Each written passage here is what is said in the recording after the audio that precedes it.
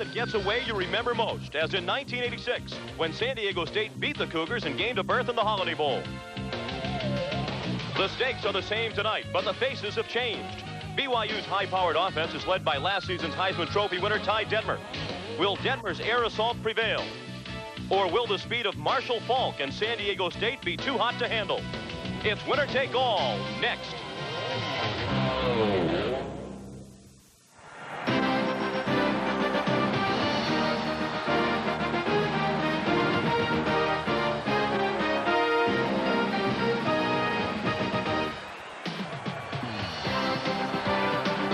Welcome to San Diego Jack Murphy Stadium, where a sellout crowd of 60,000 is on hand to watch the San Diego State Aztecs play host to number 23, BYU. Hello, everyone, and welcome. I'm Sean McDonough. It's nice to have you with us tonight for what is, at all intents and purposes, the WAC championship game. BYU comes into this one with an undefeated conference record at 6-0. A win tonight, and the Cougars would go to the Holiday Bowl for the 14th time in Lavelle Edwards' 20 years as head coach. Meanwhile, an Aztec win would send them to the Holiday Bowl for just the second time. A pleasure to be working tonight with Craig James. And Craig, it's a different BYU team from what we saw earlier in the year. They started out with 3 straight losses, but now they've won 7 in a row. Ty Detmer really was putting all the pressure on himself early in the season. He had a very inexperienced young wide receiver group. They played some tough teams, UCLA, Penn State, Florida State. Now they're mature. They're running the proper pass routes, and now Ty Detmer has confidence in himself. He can get back in the pocket and make the right decisions. Meanwhile, San Diego State has won 6 in a row, led by freshman sensation running back Marshall Faulk. I can't wait to watch this guy run the football tonight. I'm extremely impressed with the way he gets sideways. It's a sideways football game. A lot of power in the hips and in the legs. He also can run a 10-3, 10-400 meter dash. The man can flat out play the game. It is a balanced attack for San Diego State. They are 6-0 since David Lowry became the starting quarterback, and he is a great target in Patrick Rowe. Patrick Rowe was an All-American last season. This year he's had some shoulder problems, and he's had to deal with that. He's still having a good season, 50 receptions on the year, but yet I know, and you know, he wants to have the best game of his career tonight, as it is all on the line. The Cougars in the tunnel, ready to take the field. With a record of 7-3, they are ranked number 23 in the country.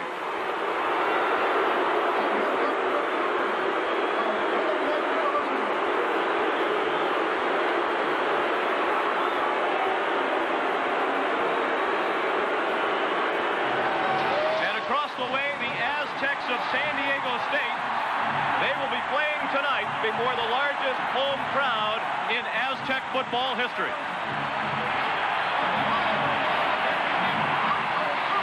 It's for the WAC title and the Holiday Bowl berth when we return to San Diego.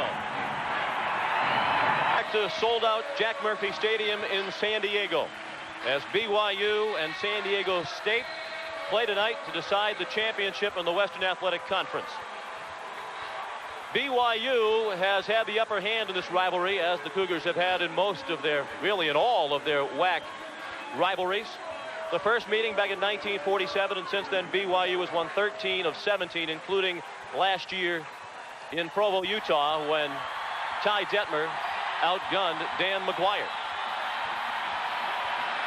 This is nothing new for BYU head coach Lavelle Edwards in his 20th season as head coach at BYU, and he's looking for his 14th WAC championship and trying to go undefeated in the WAC for the 5th time in his 20 years. He's the 3rd winningest active coach behind Tom Osborne and Joe Paterno. And across the way, the man who has turned around the San Diego State program, Al Luganville, in his 3rd season. All 3 of them winning seasons. And win or lose tonight, they are likely to go to a bowl game, Craig, because the rumors are that the loser of this one will go to the Freedom Bowl in Anaheim. Al Luganville explained to us how that San Diego State is a sleeping giant about to awaken. The bowl game would give him that opportunity to show the rest of the country in recruiting that he does have a solid program here. They're ready to take on the WAC champions year in and year out. Andy Trackus getting ready to kick off. San Diego State won the toss and deferred its decision to the second half, which is an interesting decision because these are 2 high-powered offenses with the defense is a bit suspect. You would think you might want to get your offense on the field first. Although with his defense, he's got to get that young, inexperienced defense on the field and prove to themselves that they can handle Ty Detmer. Clark and Eric Mortensen are waiting for the kickoff. It will be a decided home field advantage tonight for the Aztecs. And we're underway. High kickoff by Trackus. Taken by Mortensen at the 6.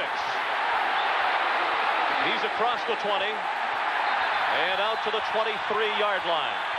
Zach Stokes made the tackle for San Diego State. Ty Detmer will lead the Cougar offense onto the field. Detmer, as Craig said, in the words of Lavelle Edwards, enjoying his finest season at BYU. And now for the Energizers starting lineup. We'll get to them in a moment, but they come right to the line of scrimmage. Do the Cougars. Detmer under pressure. Now with some running room, and he's out of bounds at the 25-yard line after a gain of 2.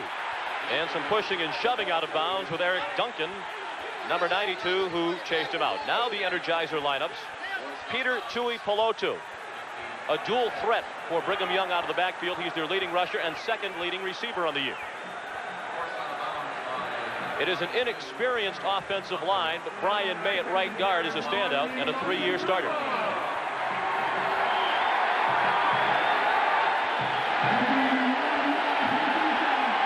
Officially a gain of 3 for Detmer on the first play from scrimmage. They fake the draw. Man wide open out of the backfield. It's Jamal Willis. He has a first down and much more out to the 44-yard line. Willis, a true freshman from Las Vegas. Now the Energizers starting lineups on defense for San Diego State.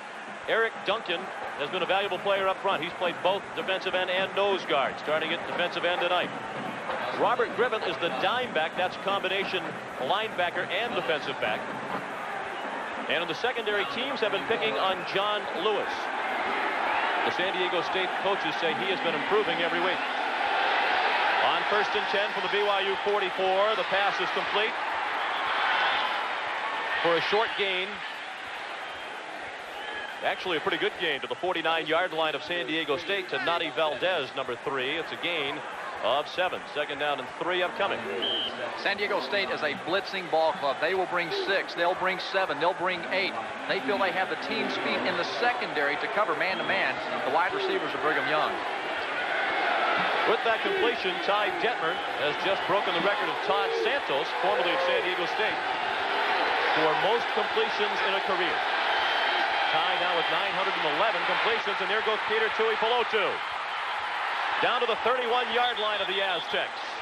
A gain of 18. Damon Pieri made the tackle, and San Diego State coaches, Craig, were very afraid of the draw plays going to Peter Tui Pelotu. Draw trap, you'll see the right guard pull, goes to your left side of your screen. Tui Pelotu follows him. They were blitzing. That's why the play was so successful. You had a defense up the field, nobody in the secondary to stop the draw trap.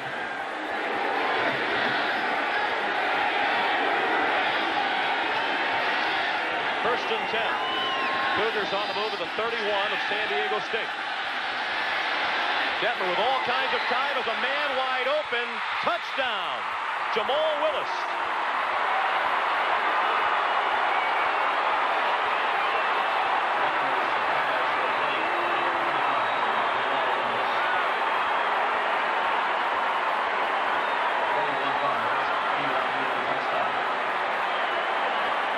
And you wonder if Al Luganville is questioning his decision to let BYU have the ball first here tonight. Obviously, it didn't do too well. 29, right side of your screen, goes across the backfield formation. They take 3 receivers deep and run them over to the side of the field. They want Detmer wants them to overcommit to that right side. That's about as strong as Detmer has in arm strength. That's about as far as he can throw it. And it was just enough for Jamal Willis to catch. And the extra point is no good. Earl Kaufman pulled it wide to the left. That's his 3rd PAT miss of the season. 6-0 BYU. Back in a moment.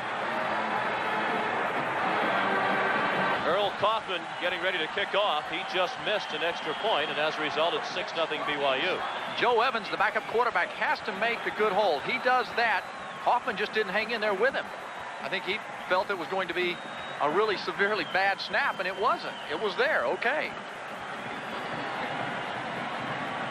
Three Aztecs back deep. 81, Keith Williams. Number 6, Darnay Scott in the middle. And number 27 is Larry Maxey.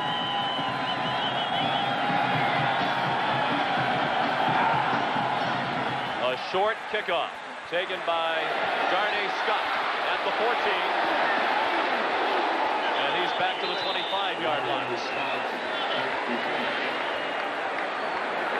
David Lowry, the Aztecs 6-0 since the sophomore from Mission Viejo, California, took over as starting quarterback. And the Energizer starting lineups on offense for San Diego State. Ray Rowe, over the last 5 games, has played himself into pro prospect status, an outstanding blocker at tight end.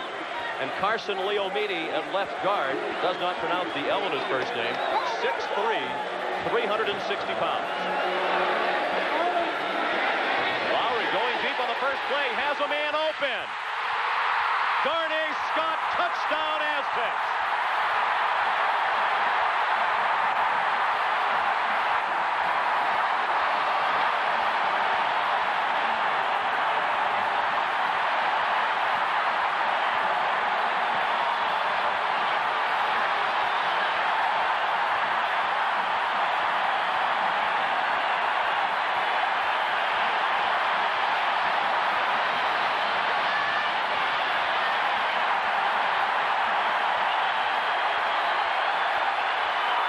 Reception for the true freshman from right here in San Diego. We expected a typical WAC shootout tonight, and it certainly looks like that is what we are going to have. Andy Trackus gives San Diego State the lead. 5th touchdown of his freshman year for Darnay Scott. Believe it or not, we've played 2 minutes and 3 seconds. Back in a moment. David Lowry has just thrown his 14th touchdown pass of the season, 74 yards to Darnay Scott. Darnay Scott is wide to the left side of your screen. He slipped, he takes off and outruns the coverage. San Diego's team speed is superior to Brigham Young. Tony Crutchfield, there's no way he can stay with Darnay Scott or Patrick Rowe. 10 300 meters on both sides of the ball. Patrick Rowe, Darnay Scott.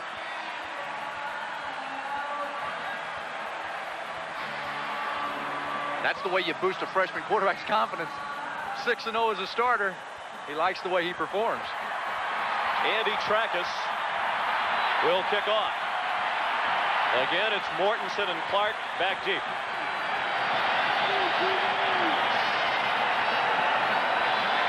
(7-6) San Diego State. 2 minutes and 3 seconds into the football game. Brad Clark this time from the 3. Through the middle again, and out to the 26-yard line. A good return of 23 yards. Steve Rudisill made the tackle for the Aztecs. This might be who has the ball last tonight, Craig. That's the way I'm looking at it. I figure it's in the 30s at least, maybe the 40s. And both ball clubs can run the ball as well. Good running teams.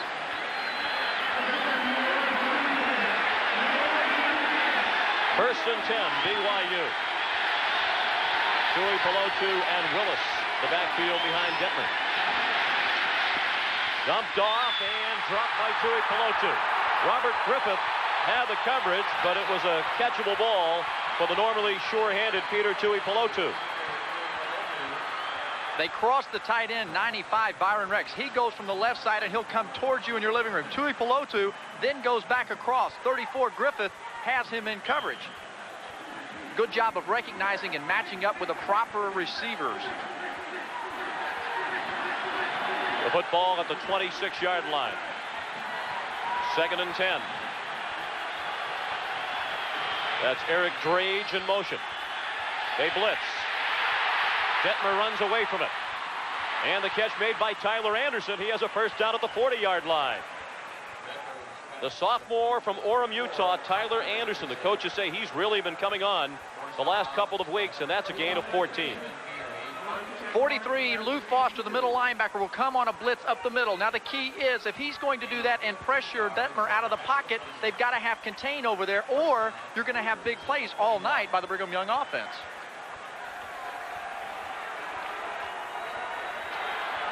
7-6 San Diego State. With 12:37 to play in the first quarter. Back to the draw. Tui Pelotu picks up 6.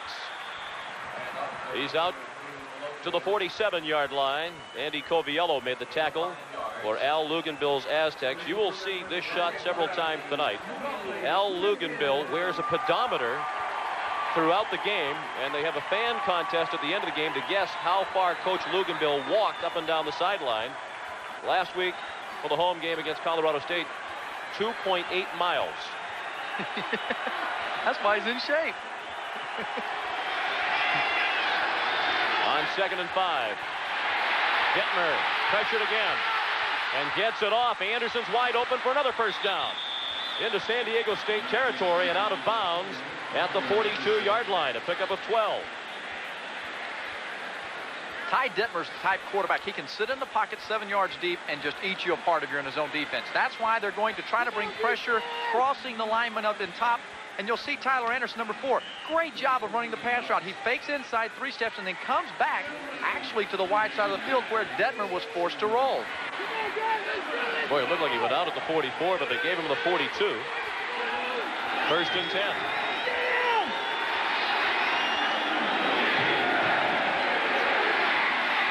Tui Pelotu stopped short of a first down at the 33-yard line. Again, it was Robert Griffith who was running with Tui Pelotu, and Griffith made the tackle.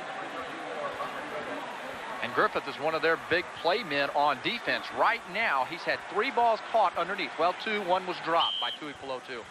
It's like he doesn't have enough confidence to get up there tight and covering him on those option routes. Man-to-man, it's tough. Nobody to help you on the inside. 2nd and 2.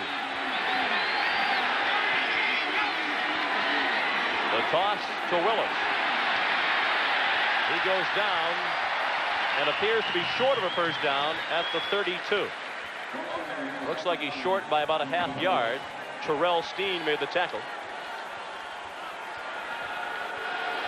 Jamal Willis is number 29 is a kid that we should watch tonight. He's got a big body. With number 29, he looks like Eric Dickerson running the ball. You know, the big body, the pads all over him, good speed. 6.5 yard average. He runs like Dickerson. He was the state high school player of the year in Nevada last year. He's a true freshman. He got a good spot on that play, but he is just short of the first down.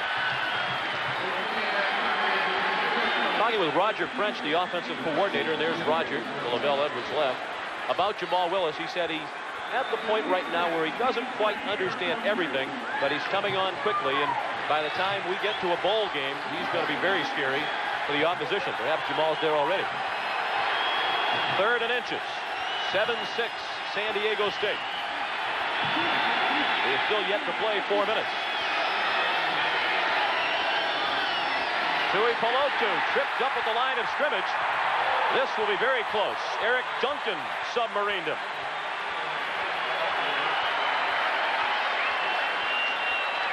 That's a loss on the play. They are short. He lost about a half yard. Detmer wanted to give it to Tui Pelotu over on the left side and hope for at least no penetration into the backfield. Eric Duncan, 92, the nose man in the 3-4. He was back there. Nice job. They're going for it on 4th and a short 1. Detmer surges ahead, a flag down. A couple of flags down on the play. If the play stands, it's a first down for the Cougars.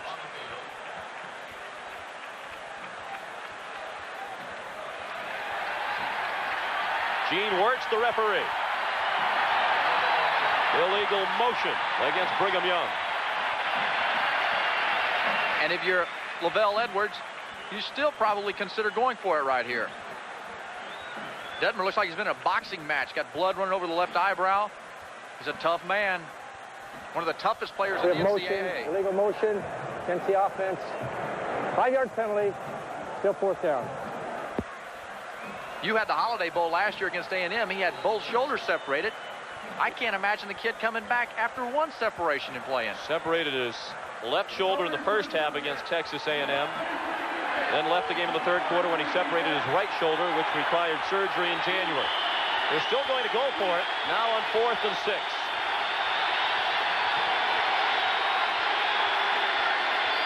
The Aztecs show blitz, and again the Cougars move. Eric Drage started upfield prematurely.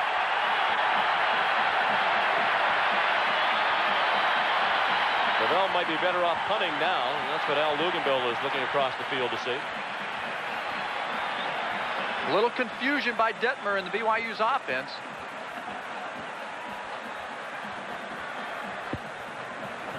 They have a dead ball. False start against the offense. The offensive player penetrated the neutral zone prior to the timeout. And that's why he couldn't get back prior to the timeout. They're going to go ahead and punt, which is a wise move. And Detmer is obviously going to need attention to that cut above his left eye. That's Robbie Bosco, the former standout BYU quarterback, now on the coaching staff. T.C. Wright waiting for the punt from Earl Kaufman. Kaufman was the first-team all-WAC punter last year. Good high punt. The question is, will it go into the end zone? The answer is yes. The Aztecs will get it at the 20, following a 42-yard punt by Earl Kaufman. San Diego State with the ball and a 7-6 lead when we return to Jack Murphy Stadium. During the commercial break, they have been tending to Ty Detmer along the near sideline. We saw him on the telephone moments ago, and he has a very nasty cut above his left eye. The famous chicken is here tonight. And he is a San Diego State alum. That can of spray that they were using on Detmer is trying to freeze that wound up to stop it from bleeding.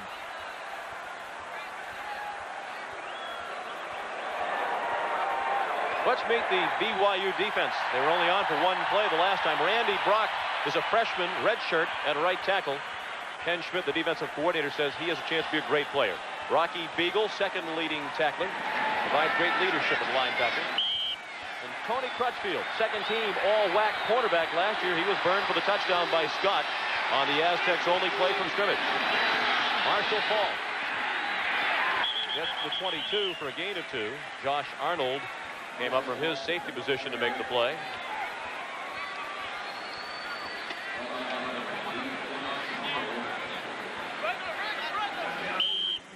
Brigham Young will have to play gap control tonight. They have got to maintain discipline. If you've got backside support, you better stay at home, because this kid right here, he'll be in your britches before you know what's happening. I'll tell you a lot more about the record-setting numbers of Marshall Fall, the true freshman running back, as the night goes along. Lowry looking to throw on 2nd and 8. And it's incomplete.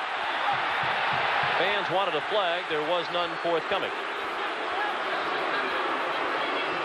The pass was intended for Will Tate, number 83, sophomore from here in San Diego.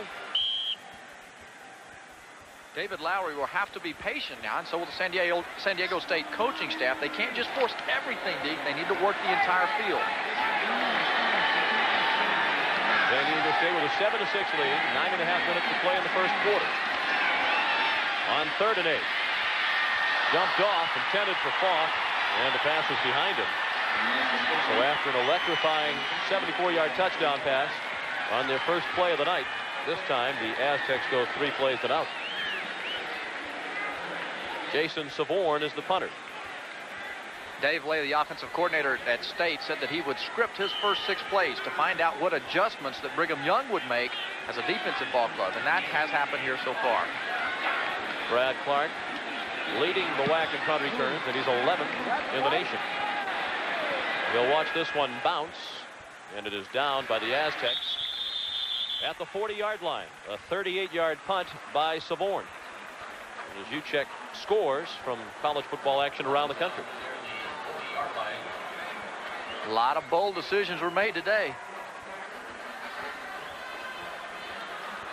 Well, you can sense after that electric opening that both teams and the crowd have settled in a bit. Everybody seems to have been catching their breath collectively over the last couple of minutes. And that's good for San Diego State, as young as they are.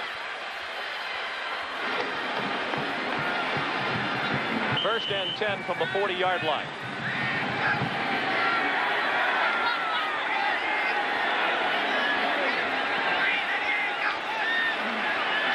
Again, they blitz, and it's dumped off to the tight end, Byron Rex.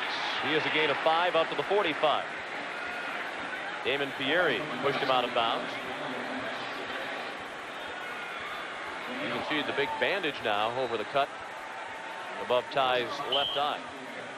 That's in a tough position because as you get hit as a ball player, that helmet will keep moving up and down on your forehead. You're sweating, and it'll continue to rub that bandage all night, and hopefully though it won't continue to bleed on him.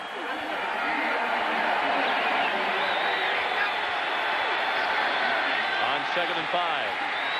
Detmer deep for the tight end. Rex is intercepted. Darrell Lewis still on his feet at midfield. A 20-yard interception return for Darrell Lewis.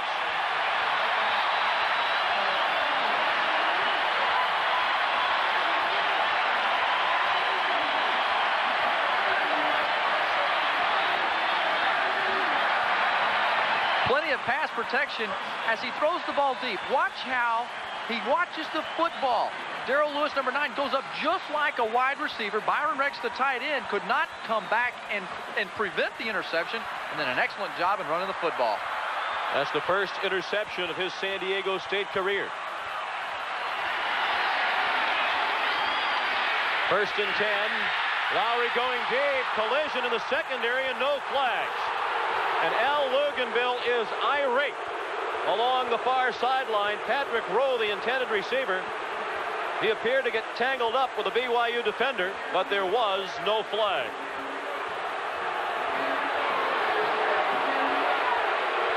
Patrick Rowe, he is tripped. That should have been pass interference. He was going for that was going to be a touchdown if he hadn't been tripped up. You could see the official on that sideline looking at the ball.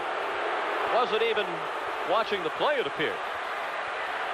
And I don't blame Al Luganville for being upset. That looked like a clear-cut case of pass interference. Now the draw with Marshall Faulk. He's into BYU territory and down inside the 45-yard line for a gain of 5. Patrick Mitchell made the tackle. We showed you the graphic earlier. Detmer came into this ball game with 117 consecutive attempts without an interception.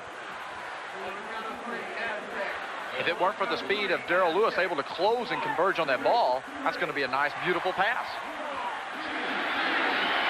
Third down and a short 5. The Aztecs need to get just inside the 41-yard line. Looking for the quick hitter to Patrick Rowe.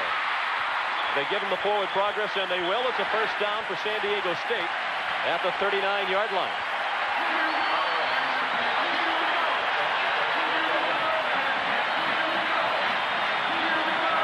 Luganville realizes the longer he keeps Ty Detmer on that bench nursing a wound on his eye, the better chance he has. Rowe is known for making the tough catch. The reason that was tough, he knew 24 Tony Crutchfield was going to come hit him in the back. Those are not easy to catch. 7-6, San Diego State with the lead. Still 7:50 to play in the first quarter. Lowry going to the end zone again for Darnay Scott. Through his hands and incomplete. He had beaten Patrick Mitchell. And it really looks like the speed of Rowe and Scott, as you pointed out, is going to be a big problem for BYU. That's 3 times now an Aztec receiver has been in the clear behind the BYU secondary. Anytime that David Lowry sees his men out there on the wide corners, one-on-one, he's going to air it out and throw it down there. We're talking about 6 inches for being a touchdown right there. Darnay Scott will eventually learn to make these catches in his arms. If they had been fully extended, his hands were there. On 2nd and 10, again the delay to Marshall Faulk. Down the sideline, first down, San Diego State. He's out of bounds at the 24-yard line. Tony Crutchfield, the tackler. Faulk is a young man that bench pressed, or leg pressed, 980 pounds, and he never goes in the weight room, or hadn't up until that point. That power in the hips and in the thighs enables him to make those kind of drastic cuts and to get into the chest of would-be tacklers. Just midway through the first quarter, the Aztecs on the move again. First and 10, just inside the 25-yard line. Back to the quick pass to Scott. He has it for another San Diego State first down at the 12-yard line. A 12-yard gain. Patrick Mitchell made the tackle. That's Dave Lay, the offensive coordinator. He knows now he's got the corners on BYU scared. They're playing loose. Patrick Mitchell was very loose. Very good call by him. Run the 8-yard hook pattern. Suck them up, and all of a sudden, boom, you hit them deep.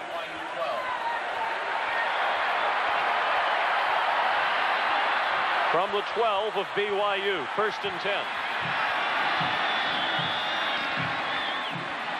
Ball. Inside the 10, tackled at the 9 in the arms of Shad Hansen.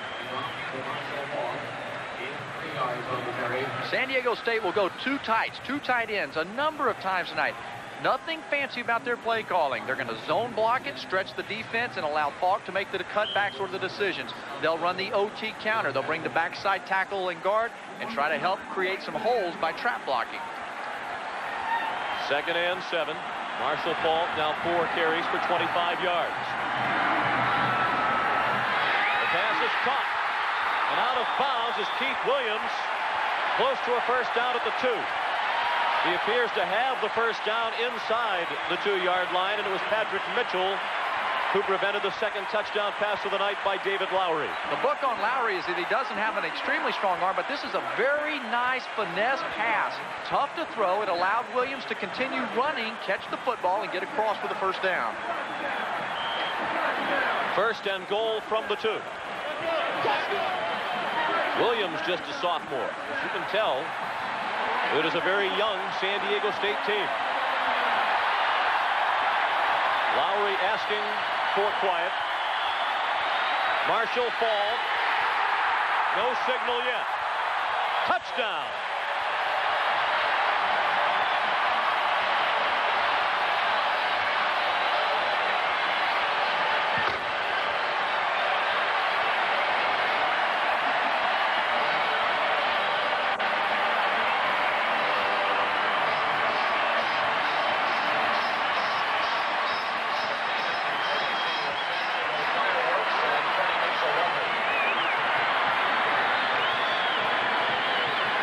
Trackus.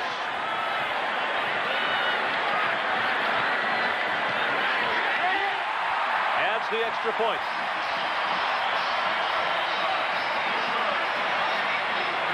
San Diego State's offensive line, 6'3.5", 295 on the average. BYU's defensive line, 6'4", only 263. This is power football. Come out, match up with somebody, drive, block, fault, keep your legs moving, and you get across the end zone line. They ran behind Joe Hines, number 66. 20th touchdown of the season for Marshall Falk, the true freshman from New Orleans. You might have read the nice article about him this week in Sports Illustrated that chronicled his development into an outstanding college football player. He came from a very tough neighborhood in New Orleans. And for a while, football was the furthest thing from his mind. He admits that he, from time to time, would get in trouble when he was a young man, but his high school football coach convinced him that he had a bright future if he would stick with football and stay out of trouble, and here he is setting all kinds of records as a true freshman.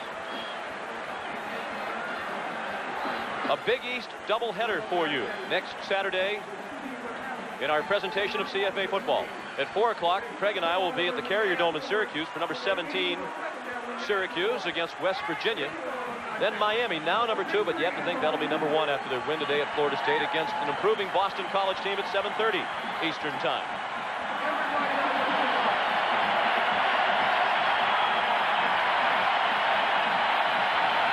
Brad Clark, Eric Mortensen waiting for the kickoff from Andy Trackus. It is 14-6 San Diego State with 6:16 to play in the first quarter. If you're in the Eastern Time Zone, put on a pot of coffee and stay up late with us. I have a feeling you won't regret it. Mortensen thought about bringing it out, but decided to put the knee down 1 yard deep. So the Cougars will begin at the 20. 9 plays, 50 yards, 240 the time, an impressive mix of the pass and run, Craig. And that's what Luganville wants. He wants to have 50-50. He says, I know that everybody believes that San Diego State is an aerial assault. We have that capability. But if we're throwing the ball 40-50 times in a game, something bad is happening to us.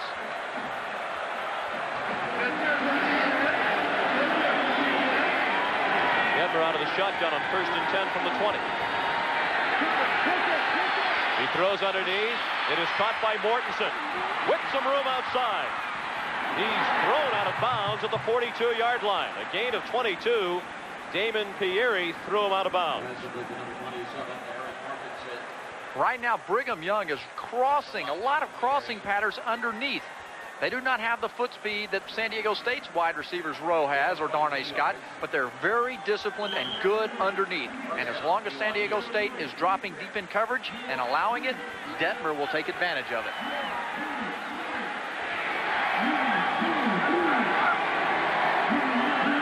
Again, Mortensen and Tui Pelotu in the backfield with Detmer. Here come the Aztecs on the blitz. Again, Detmer trying to run away from it. And he's thrown down back at the 28-yard line by Terrell Steen.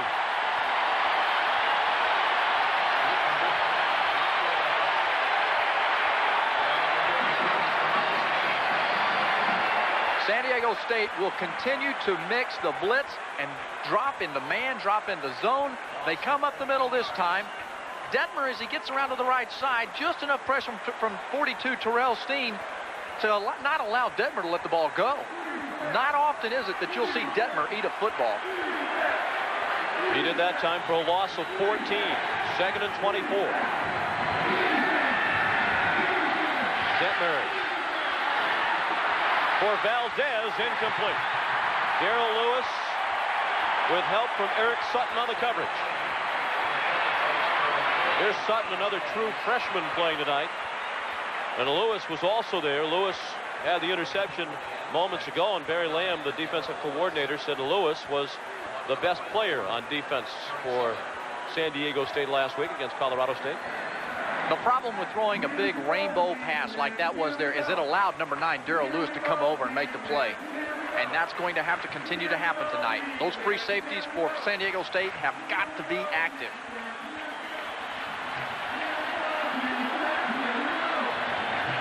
A little bit of confusion as the officials concur. Please disregard the flag. No flag, no flag. I'd say that's anticipation by a referee. He just had that feeling that something was going to happen. He had the itchy trigger finger. 3rd and 24. From their own 28-yard line.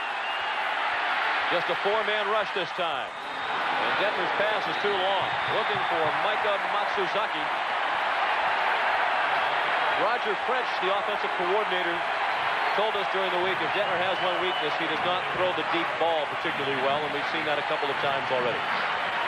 The touchdown pass early in the game, the first series to Jamal Willis backside, that's about as far as Detmer can be effective without taking a chance. 18 yards inside, extremely effective. Maybe as good as any college quarterback to ever play the game. Kaufman to punt. San Diego State leads 14-6. Short, wobbly kick. T.C. Wright from his own 41. Couldn't get outside. Excellent tackle by Justin Yarrow, a backup linebacker. Flag down on the return. It was just a 31-yard punt for Kaufman.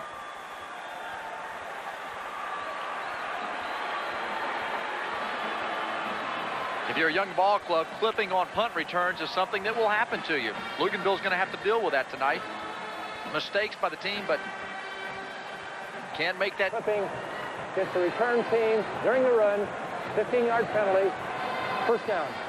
You can't afford to do that when you're going to have good field position. You can see that. That block there was not going to do any good. Chad Provençal guilty of the clip.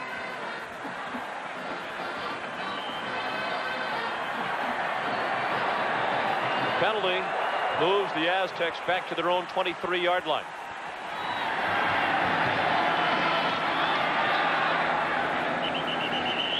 Marshall Falk across the 25 and down at the 27. Rocky Beagle made the tackle. Falk put himself on the college football map, if you will. The Aztecs' second game of the season here at Jack Murphy Stadium on September 14th against Pacific, when Falk set the NCAA record for most yards rushing in a game, 386 on 37 carries. He scored 7 touchdowns. One game. That's one game. A record all the way. Lowry to the near side to Falk. He has a first down out at the 36-yard line. Scott Giles made the tackle. Detmer still nursing his wound along the near sideline. The reason they threw the ball over that time to Falk, they put Patrick Rowe to the left, they put Falk out next to him, so all the attention immediately goes to your All-American receiver Rowe. That leaves one-on-one option time between Marshall Falk and a linebacker. He's going to make that play every day.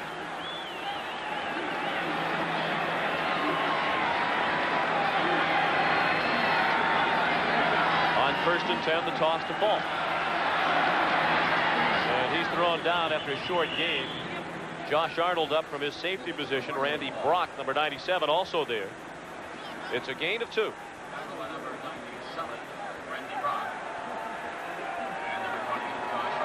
Falk cracked those ribs early on, had a ruptured lung, cracked or a hole in his lung. I don't know. I'm not a doctor, so he's having to wear this collapsed lung. Thank you very much there, Dr. McDonough. Dr. Punch, where are you? That's what he's wearing now, the old flak jacket. Fractured ribs and a collapsed lung. Wayne Pittman has replaced Falk, and his first carry goes out to the 45, about a yard short of a first down.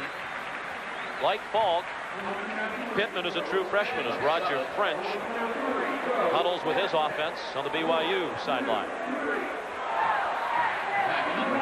Big Carson Leomidi, number 71, 360 pounds, just jumps all over the man. Look at the leg drive. The coaches at State say that he's got his great feet. Could run point guard on a basketball team. And at 360 pounds, can you imagine him running a basketball team? No. Pittman up and over for the first down. Out to the 48-yard line. Pittman became the starter when Falk was injured and missed 3.5 games. Pittman had 2 100-yard rushing games during that time, and Falk showed his sense of humor when he said, "I just got here and I'm a has-been already." Al Luganville, though, he says we need to have 4 good running backs in this offense. We're going to put the ball in the ground 40, 45 times, and guys are going to get beat up. San Diego State with a 14-6 lead. Lowry with a play-action fake. Has Rowe behind the defense again, and he dropped it. Patrick Rowe was open at the 10, but he could not make the catch. He had burned both Crutchfield and Arnold. Rowe down here to the left side of the screen, number 1. He just outruns everybody. Number 20, Josh Arnold, cannot allow to get beat. 24, Crutchfield tries to come back now. The knock on Rowe is that he does not concentrate on the easy catch. He has to go back, see that ball into his tummy, and just make sure that he makes the reception. Falk driven back. He gained 1 at most. Tony Crutchfield came up from his corner to make the play on Falk. We've seen the bomb, in essence, here 4 times. Darnay Scott with a big 74-yard touchdown. They've thrown now to Rowe a couple of 3 times, and they've been behind the secondary of BYU all night. You would think it would not be long before Coach Luganville goes back to that, as Edwards' team has not proven they can stop it.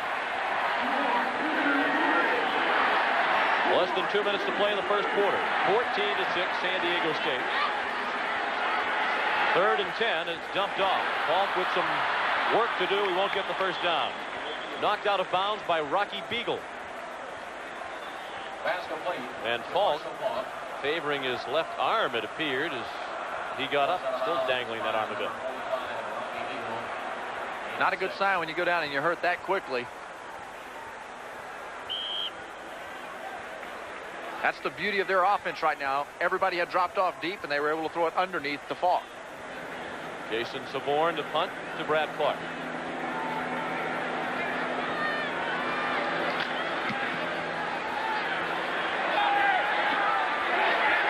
Bouncing inside the 5, and the Aztecs will down it at the 2-yard line. Eric Duncan ran down, normally a defensive lineman, showing his speed, that batted back onto the field to play and keep it out of the end zone, and it was downed at the 2. 92 Duncan, heads up play, absolutely great. I mean, you get down there, you know you're not going to be able to stop, especially when you're 270, 80 pounds. How are you going to come to a stop? And now you got to go back and play defense. They spotted the ball at the 3.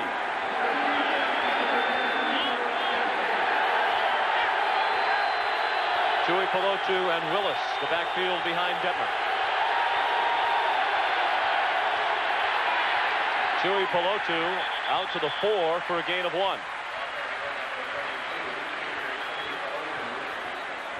Kind of a slow developing running play when you're backed up against the shadow of your own end zone. The reason it's so tough to defend the draw trap, they did a nice job that time, but all night long, if you're rushing Ty Detmer, you're worried about getting into the backfield, getting vertically up the field, and all of a sudden, the next thing you know, the lineman has stopped, there's somebody ear-holing you, and the trap is successful that way. 2nd and 9. We approach 1 minute remaining in a most eventful first quarter. Detmer looking to throw out of the end zone. He throws it away. Incomplete. Chewy Pelotu was in the area. Well, that was dangerously close to an intentional grounding call. Teams that have good foot speed on defense and can put pressure on Detmer have been successful. Right now you're seeing 54 Ty Morrison. A lot of people getting into the backfield and disrupting the natural rhythm that Detmer is so used to. Number 90, Ravondo Stallings, had the original pressure on Detmer. Now facing 3rd and 9.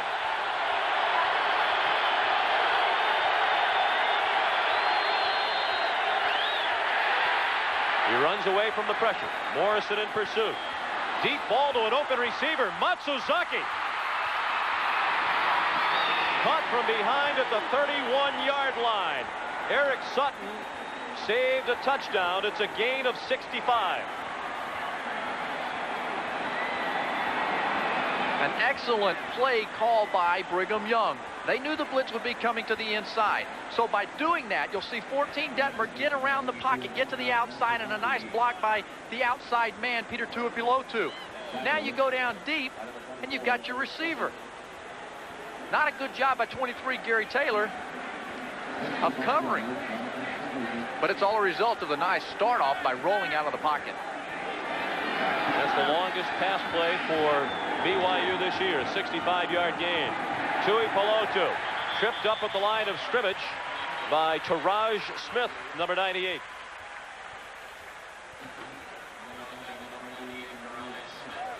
Smith, an example of the philosophy on defense for San Diego State. He was recruited as a linebacker. Came to the program weighing only about 215 pounds, but they like to get agile guys with quickness and bulk them up and make them down linemen. It's like their center, Kevin Macon, number 64, a former fullback. That is the end of the first quarter. The score, San Diego State 14 and BYU 6. Diego, where the Aztecs lead 14-6. If you are just returning home from a Saturday night out, this game is for the WAC championship and the automatic berth in the Holiday Bowl. Ty Detmer looking at 2nd and 11 from the 32-yard line of San Diego State.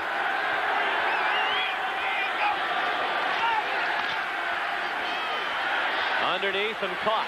Matsuzaki with a first down for the Cougars at the 20. Eric Sutton made the tackle. A gain of 12. Once again, the underneath coverage. Eric Drage, number 18, goes up the field. Eric Sutton, 24, only a freshman, was not able to come back inside and adjust to Matsuzaki going back to the middle of the field. two-time All-State player in high school in Hawaii. First and 10 from the 20. Detmer, man open, Valdez, touchdown BYU.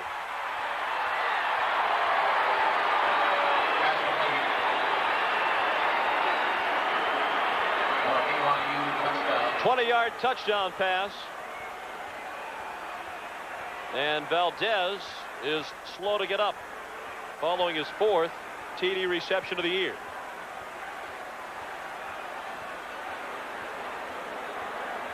BYU had taken motion across the field away from Nadi Valdez. That put him in a nice situation with 24 Sutton at the free safety that you can barely see at the top of your screen. He rolled over to take care of the man that had gone in motion. That left the one-on-one play with Sutton. Detmer knew that he was going to have Nadi Valdez on a freshman backside. Detmer has added to his NCAA record of 34 consecutive games with at least one touchdown pass, and looked like it was the left shoulder or collarbone of Valdez that he's been grabbing for since he hit the turf. Now the question is, will they go for 2 against Al Luganbill's defense to tie up the score right here? And it appears they will, as Detmer is still on the field. They're going for 2 to tie the game. It's 14-12 at the moment. Full house backfield. Clark shifted out. And they get the 2 points with the pass to Mark Atuaya. He's another true freshman playing in this game tonight. Atuaya with the 2-pointer from Detmer. And we have a new game. The Cougars at Aztecs tied at 14. Enemy on the open. Moving up on your right, Bravo 2. Fire! I'm 30 miles from the action, but I'm responsible for a digital communication link between headquarters and brigade. Enemy tank, checkpoint 1. If the data isn't programmed right, 5,000 troops could be cut off. Enemy forces together. But I'd never let that happen to my brigade. Op 4 is eliminated. Be all that you can be. We did it, sir. Outstanding. Living at your life in the Army. They warned me. Buying a new car is a big financial responsibility. They said it would change my life. You know something? They were right. Introducing the 1992 Toyota Tercel. Starting at $69.98, Tercel is the lowest priced 2-door sedan you can buy. How to live like a mountain man. A true mountain man lives a solitary life, living for nothing more than an honest day's work and the rugged companionship of his fellow mountain men. It's a full-time job, but it does have its rewards, like smooth bush beer and easy drinking bush light. So, head for the mountains. Because once a mountain man has his mountains, what more could he possibly want? ESPN's presentation of CFA football, Brigham Young versus San Diego State, is brought to you by your Toyota dealer and their quality line of 1992 cars and trucks. Toyota, I love what you do for me. And by U.S. Air. Every time we fly, everywhere we go, everything we do, U.S. Air begins with you.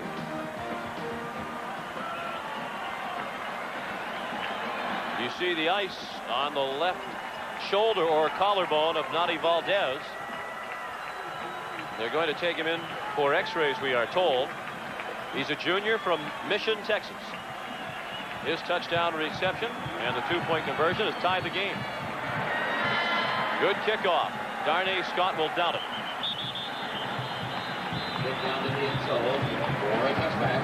97 yards on the drive for BYU. The big play, the 65-yard pass to Matsuzaki. And I think on that play, we were able to see that Detmer really doesn't have the arm strength to just let it go down the field. Matsuzaki had to wait. The defender was 5 or 6 yards behind him. Could have been a touchdown. And a long one at that. First and 10 for the Aztecs, working from their own 20. Falk shifted out to leave the backfield empty. And they're going for Marshall Falk. He is open. Touchdown, San Diego State, 80 yards.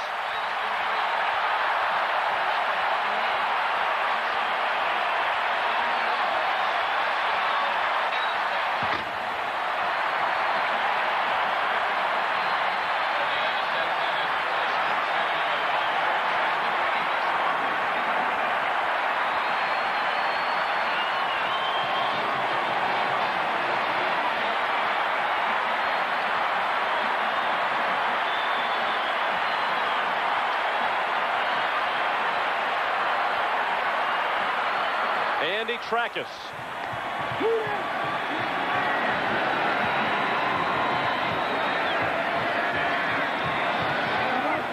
The extra point is good. He just did sneak it through.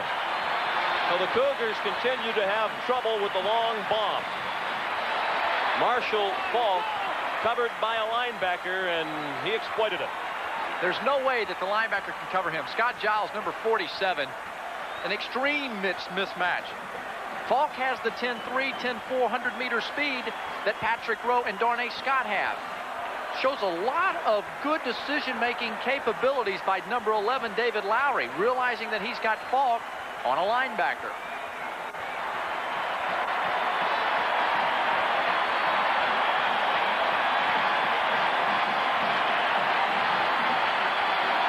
So that's twice the Aztecs have scored on the first play of a possession with the long pass. The first play from scrimmage for San Diego State tonight, they scored on a 74-yarder from Lowry to Darnay Scott. That one 80 yards, Lowry to Falk. And Brigham Young has yet to get deeper than the pass. Their secondary has got to retreat, get on their horses, and what's going to happen is you're going to have a lot of opportunity underneath to Falk, Patrick Rowe, Darnay Scott. We're 39 seconds into the second quarter, and already 35 points on the board. Eric Mortensen.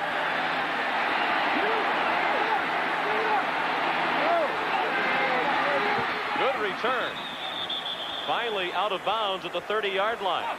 Zach Stokes knocked him out.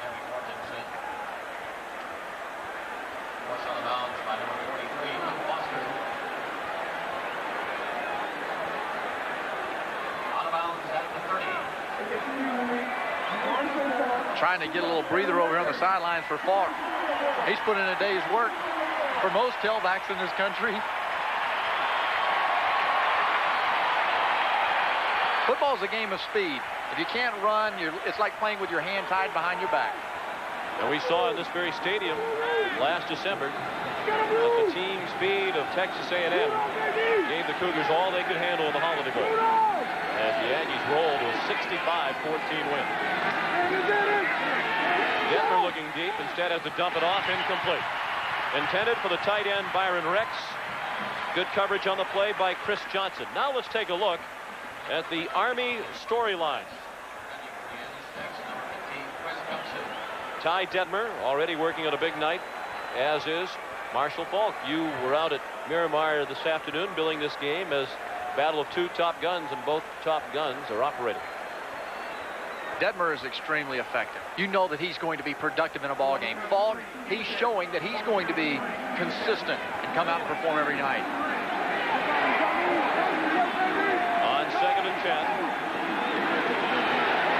Detmer going deep. Poor Drage, flag thrown. Definitely pass interference against Gary Taylor. He had Drage by the shirt, and the officials did not miss it. San Diego State came with a blitz. Now, if you're going to blitz, you'd better get the Ty Detmer. Even though he doesn't have swift-footed wide receivers, they can still run well. They'll call it defensive holding. And there was no doubt about this one, as Taylor grabbed the shirt of Drage and started to spin him around. Gary Taylor's been fighting a pulled groin muscle. And when you get one-on-one with somebody like Drage, or any wide receiver and you've got a bad groin, it's tough to do. You know that the clock's ticking, if the ball's coming, you reach out to save the touchdown.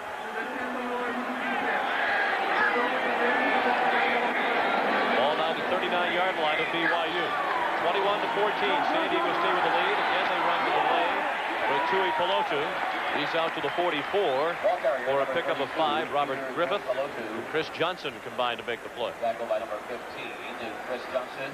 Brigham Young coaches feel that Peter Tui Pelotu will have the potential to be a good football player in the NFL. A solid man all around, can play the special teams.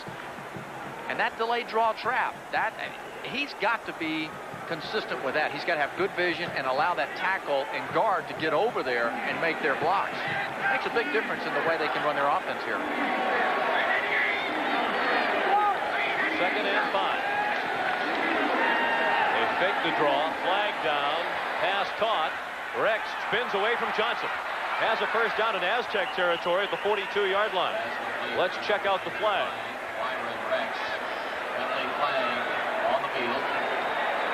Flag thrown by the umpire back toward the line of scrimmage. And it's a hold against the Cougars.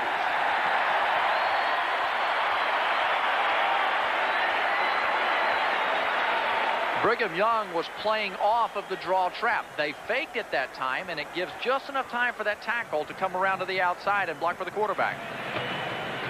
Okay. 10-yard penalty. Still 2nd down. Catch all the NFL action Sundays on ESPN. Join Chris Berman and company for the most comprehensive NFL preview show on television. It's game day at noon Sunday. Then see the best recap in television on NFL primetime at 7 p.m. only on ESPN. Followed tomorrow night at 8 Eastern time by Cleveland and Houston.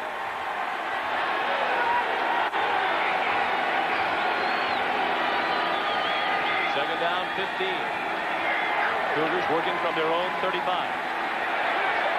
Detmer deep. Anderson wide open. First down BYU at the Aztec 26.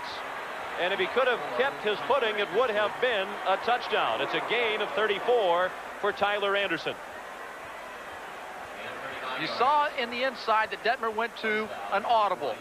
And he knew that he had a freshman out there. It's the same play we saw earlier. They are not doing a good job on San Diego State's defense of taking the man that goes inside. One's got to come off. 23 Taylor got crisscrossed with a crossing man and couldn't come up with the right receiver. Check that to a gain of 39 for BYU. And they're in business at the 26. Jamal Willis throw a big hole. Thrown down at the 11-yard line. Another first down for the Cougars. That's a gain of 16. Damon Pierre was the touchdown saver. We mentioned the big man there, 6'3", 210, 15 pounds, still growing. A really nice job of following his blocker. You'll see Brian May, 72, come over and just kicks out on the linebacker. An excellent job there. Get all you can. 29, when the free safety makes the tackle, you know you've been successful in your running play. From the 11, they go back to Willis, and the safety, Chris Johnson, throwing for a loss back to the 16-yard line. That's a loss of 5 on the play. The big size difference. Brigham Young's offensive line, they're up there at 295 pounds, and you've got that smaller defensive line. You've got to come with something different. The strong safety 15, Johnson, comes with a blitz from the inside of the tackles blocking the tight end. And that's the way you're able to beat those linemen. Touche could not get out there and block it. 11 and a half minutes to play in the first half. 21-14, San Diego State. Second and 15 from the 16. To the end zone. Incomplete. Looking for Matsuzaki. The coverage from John Lewis. Really a nice pass by Detmer. He knew he had man-to-man coverage out there with Matsuzaki. You come in inside with the blitz. Man-to-man John Lewis. He's been picked on for several weeks now. But you got to make that play. You've got to watch the football into your hands. Nope. There's no excuse for that. Imagine what the score would be if all the balls that should have been caught tonight were caught. Looking at John Lewis, who is the adopted son of the legendary boxing champion Joe Louis. 3rd and 15. And whistle stopped the play. There was movement prior to the snap. Looked like some of the Cougar offensive linemen were backing out of their stances. Good ball. False start. Offense. 5-yard penalty. 3rd down. We mentioned about what the score might be had everybody caught all the passes, but I believe that in the WAC conference, when you throw the ball as much as these teams do, you're going to have some balls dropped just out of percentage. When you're airing it out that much, somebody's bound to make a bad. Well, I would maintain there have been too high a percentage of drop to this point with some of the catchable balls that have not been taken in.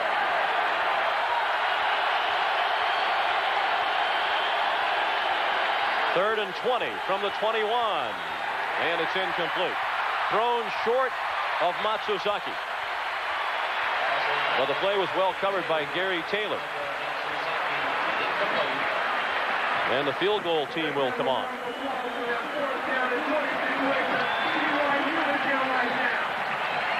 Earl Kaufman is just 4 of 7. He hasn't tried many field goals this year. Joe Evans, the holder. This will be a field goal try of 37 yards. Kaufman is just 1 of 4 from between 30 and 39 this year. This one is right down the middle. The senior from Universal City, Texas, cuts the Aztec lead to 21-17. San Diego State with a 4-point lead, still 11:08 to play till halftime. And it's time now for our weekly presentation of the Toyota Leadership Award. Today's winners are from San Diego State University, Damon Pieri, a junior from Glendale, Arizona. Damon has accompanied Coach Al Luganville as he speaks to school and youth groups over the past year. And from Brigham Young University, Ty Detmer, the senior from San Antonio, Texas. Ty was a participant in the Fiesta Bowl Drug Awareness Program. He was presented the Dale Rex Award for the person who contributed the most to amateur athletics in Utah. And he has spoken to over 100 civic and youth groups about the environment. Toyota is pleased to donate $1,000 to each player's school and their general scholarship funds. He's still nursing that cut over his left eyebrow. Earl Kaufman will kick off. Darnay Scott in the middle of the 3 Aztecs back deep. A short kick. Scott bottled it, then was tripped up by his own man, and the Aztecs will begin at their own 17-yard line. Larry Maxey tried to help Scott after he dropped the ball to the turf, but he wound up tripping Scott in the process. The scoring drive for Brigham Young, which resulted in the 37-yard field goal by Kaufman. Earlier this year, Kaufman had arthroscopic knee surgery on the Monday prior to the Colorado State game. That game was a Thursday night contest on ESPN, and he still went out and punted in that game. Just 3 days after the surgery. Hall got away from Giles. Now has running room.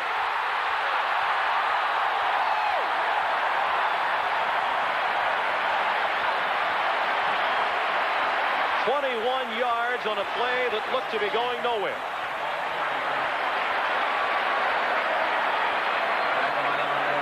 He turns a mistake into a big-time play. He needs to stay inside this block. He should have gone inside number 47, Scott Giles. And then he shows what great athletes and running backs have the ability to do. Turn the corner, turn big plays. That's a defensive coordinator's nightmare. Rocky Beagle made the tackle. Falk with 55 yards rushing on 9 carries. He's been replaced by Pittman, and Wayne Pittman is out to the 44. With 10.5 minutes left in the half, these two teams have combined for 450 yards passing. That's just the passing yardage. Brigham Young has passed for 255, and San Diego State 195. Pretty good little pace they've established. They've combined for 92 yards on the ground. Almost 550 yards in total offense with 10 minutes to play in the half. Good play action fake. Going deep for Patrick Rowe. He has it. At the 3-yard line. First and goal, Aztecs.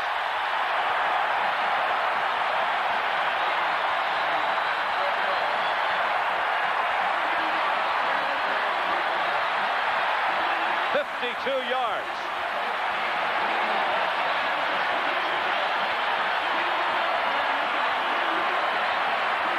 Patrick Rowe simply just outruns everybody. The play action pass up the middle draws the linebackers in. Brigham Young's secondary tried to get deep. You see Lowry hesitate a little bit. Patrick Rowe, what an outstanding catch. That's as good as you'll see in the entire country. They spotted him down at the 4. First and goal. Ball. Touchdown.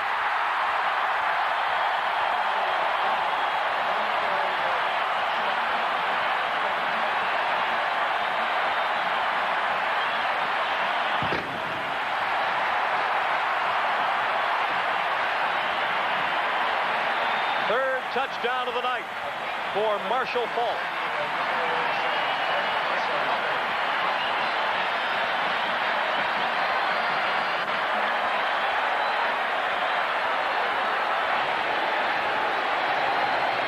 Extra point try by Andy Trackett.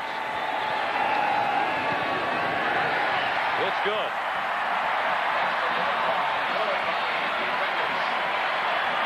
Coach Edwards and the Cougars find themselves trailing by 11.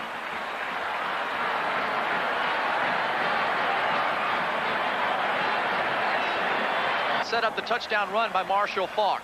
Patrick Rowe, number 1, he had just completely outrun the secondary of Brigham Young. The concentration on this ball is incredible. Running that fast and keeping your eye on the football is tremendous. Great athlete. Now you'll see number 63, the right guard, pull around, Jim Jennings, and Faulk follows him. Disciplined by both the guard and your running back, number 28. I would say Coach Luganville's scouting report about Rowe was right on the money. He said he'll drop the easy one occasionally, but he'll make the hard catch just about every time. He's done that tonight. There's some offense sitting on that bench. 153 yards all told for Marshall Faulk. 59 yards rushing, 94 receiving. Trackett with a short kickoff. Mortensen started at the 14. He got buried at the 27-yard line.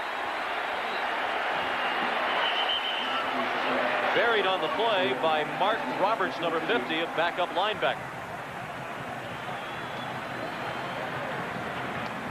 San Diego State needs to make sure that they control their enthusiasm. Young ball clubs can't afford to become overexcited and get penalties against them. Notice the time of the drive, 1 minute and 39 seconds. 4 touchdowns tonight for San Diego State. Their longest scoring drive was 2 minutes and 40 seconds.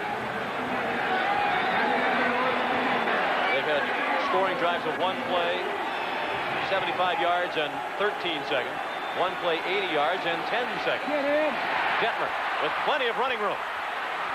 San Diego State secondary was in man-to-man coverage, and Detmer rumbled all the way out to the 48-yard line. A gain of 22. This is one way that you can negate good, tight man-to-man coverage. Once you get into the pocket, the clock runs out. 3 seconds, 3.3. You get out of there. You take off and you run. Detmer's got good foot speed. No problem at all for him, and that's going to really put a lot of pressure on those rushing ends and tackles to make sure they stay in their lanes.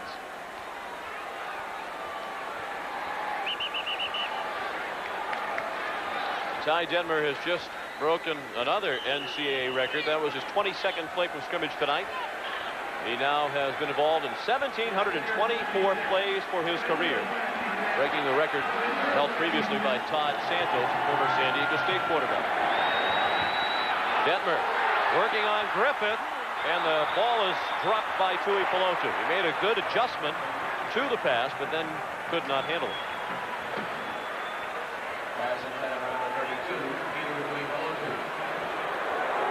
Right now, what he's trying to talk to these men about is getting deep in the secondary. And they probably want to say, hey, coach, give me some help.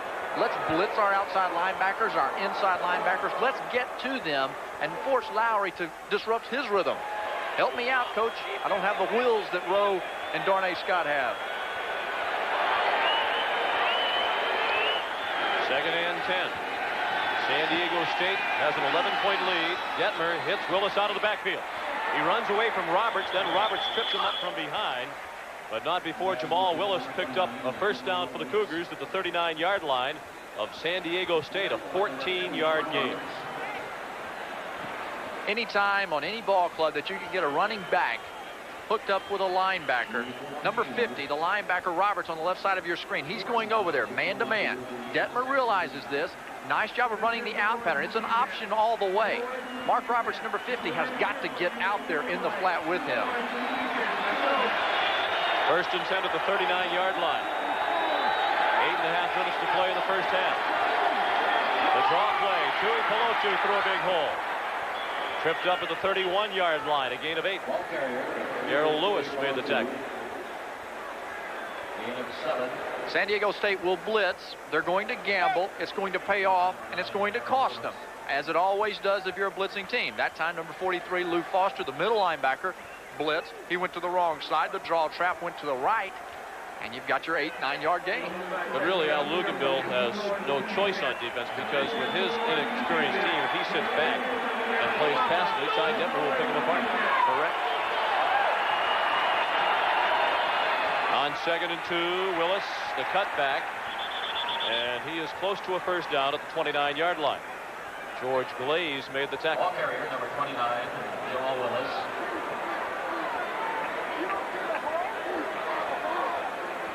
Lavelle Edwards and the Cougars, it's almost like this is a home away from home from them.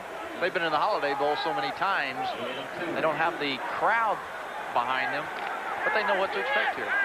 They want a timeout. We asked Coach Edwards the other day if he'd like to go someplace else for a change. If he ever get tired of coming to the Holiday Bowl, he said, we love it here. We would sign a lifetime contract to come to the Holiday Bowl if we could. And it is a good bowl game. It sure is. Timeout. Timeout called by BYU, a 3rd and inches the situation. Exactly midway through the second quarter, 28-17 San Diego State. By staying here, you have a chance for the BYU coaches on defense to make the adjustments with their ball players. Coming up, the Jaguars Sports Center halftime report with John Saunders. John will give you all the details of the battle for number 1 today in Tallahassee between Miami and Florida State. And we'll also have the night's NBA highlights, including the game between the New York Knicks and the San Antonio Spurs. That's coming up at halftime.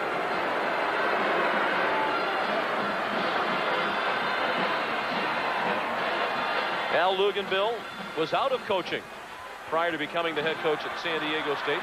For 3 years, he was an assistant athletic director. And he said he was a bit surprised when Fred Miller, the athletic director, approached him about taking over when Denny Stoltz was fired. Previously, Al Luganville had been the defensive coordinator for 7 years at Arizona State under Frank Cush and Darrell Rogers. He said, I thought my career had taken an entirely different direction. I was planning on staying in administration, but he's back in coaching. What a great job he's doing. I'd say he was pretty smart. You go into the front office, you make the adjustments, build a nice weight room, and then take the job. With a 32,000 square foot facility that has really helped recruit football players. 3rd and less than a yard. Chewy Pelotu didn't get there. Stuffed by Lou Foster.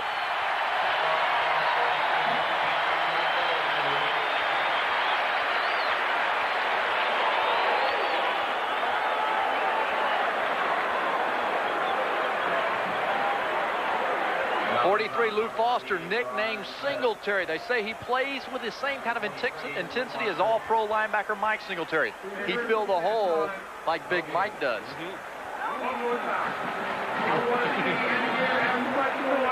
He's in his 2nd year at San Diego State after 2 years at De Anza Junior College in San Jose. The Cougars will go for it on 4th and 1 at the 30. They trail by 11. Detmer dumps it off, incomplete. Looking for Drage.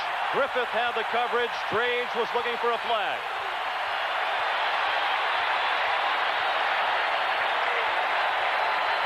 He's still looking for a flag. He's going to find a flag on him in a minute. What he's complaining about is they went with the crossing pattern that they've been successful with tonight. He's saying that he was held up. One way that you can do that, lower right-hand part of your frame, see if we can come in and see if he was being held from behind. Had his hands on his back, but like Drage had the right judgment. Nonetheless, the throw looked to be behind him anyway. Pass complete. Lowry to Patrick Rowe. And that's short of a first down out to the 37. A gain of 7. Drage in a rage at the moment.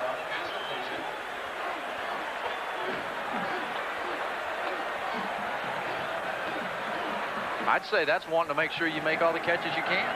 That's intensity there. Second and 3. Marshall Faulk. Close to a first down as he got just across the 40-yard line. Aztecs first down. Drawing up what needs to happen. They're talking about the blitz right now. Here's kids coming from the middle. Lou Foster, 43. They'll let them know what's going on. Roger French, the offensive coordinator, has got to make those adjustments. And good teams can go to the sideline, understand the coach, and then correct themselves when they go back in the next series. They are measuring, and the Aztecs have the first down. And it's a two-way conversation. He needs to be able to trust in the knowledge of those linemen to tell him, Coach, hey, here's what's really happening out there. Communication on the bench. You can't say enough about it or how important it is.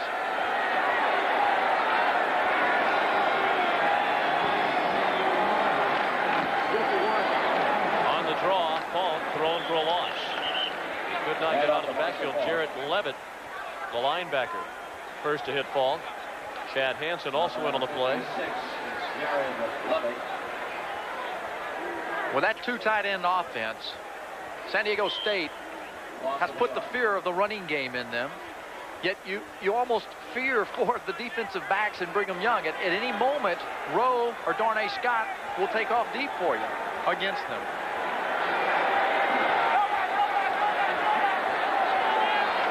On 2nd and 11, a quick pass caught for a very short gain.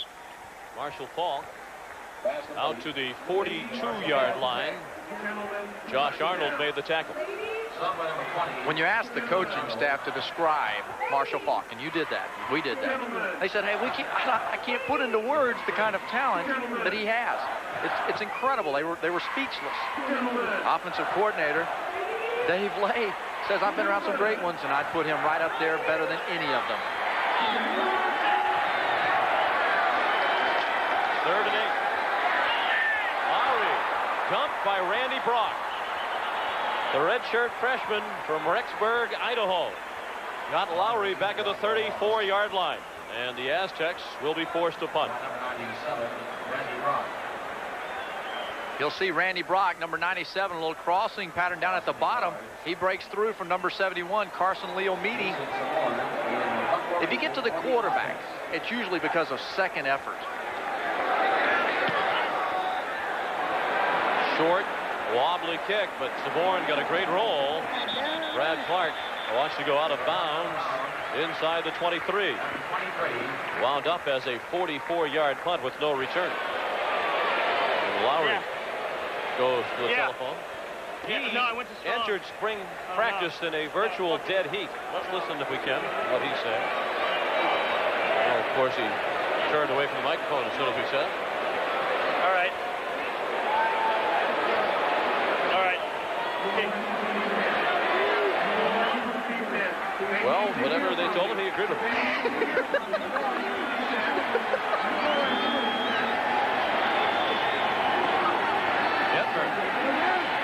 Dumps it off. Willis wide open. And he has the first down for the Cougars. Out to the 35. Started to say that David Lowry came into spring practice in a virtual dead heat for the starting job with Cree Morris, who's also a sophomore. But Lowry's chances were hindered when he was involved in a fraternity brawl just prior to spring practice. He broke his jaw, lost 25 pounds, could only throw for the last couple of days of spring practice. As a result, Morris was the starter at the beginning of this year, but he was ineffective and replaced by Lowry in the 4th game. I used to play with a hothead quarterback named Jim Bob Taylor. That son of a gun would fight you in a New York second. Here comes Mortensen with plenty of running room. And Eric Mortensen has a first down for BYU out to the Cougar 48-yard line. 13 yards on the game. We hope you'll join us Wednesday on ESPN for NCAA basketball with the NIT preseason tournament. Catch first-round action with James Madison at Georgia Tech, 7 p.m. Eastern Time, and West Virginia and Kentucky at 9 Eastern. We'll cover the tournament all the way through to the championship game at New York's Madison Square Garden on Friday, November 29th. Great to see basketball back on ESPN with the tip-off classic from Springfield last night.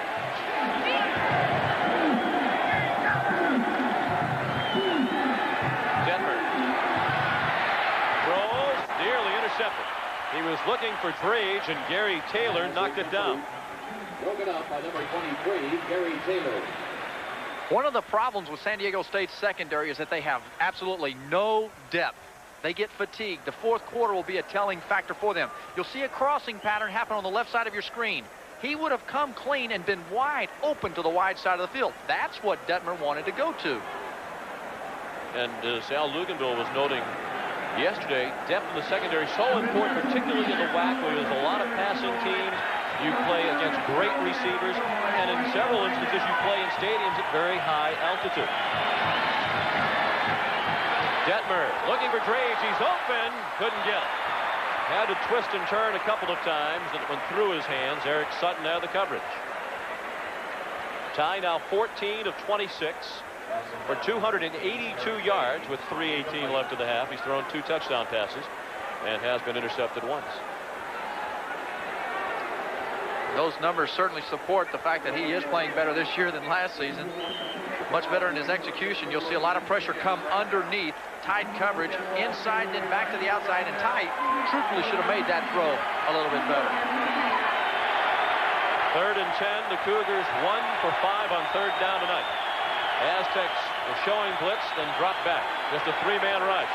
Matsuzaki's open. And the ball was late getting there, and Pieri knocked it away. Flag thrown in the offensive backfield.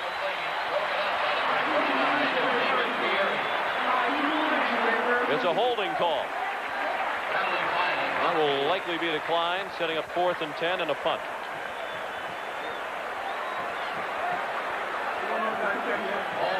Offense. Penalties declined. 4th down.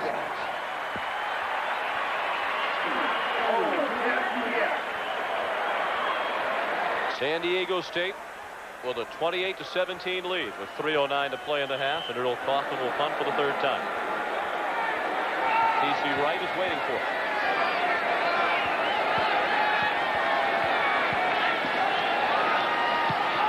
Under a heavy rush, a good high punt. Fair catch made by Wright at the 18-yard line. A 34-yard punt and no return. At the 18. And this is more than enough time for the Aztecs to go the length of the field, as we have seen on 4 occasions tonight. Lowry and company with the quick strike capability. Well, either one of these offenses, it can go down the field in less than 15 seconds. And in fact, they have on a couple of occasions tonight.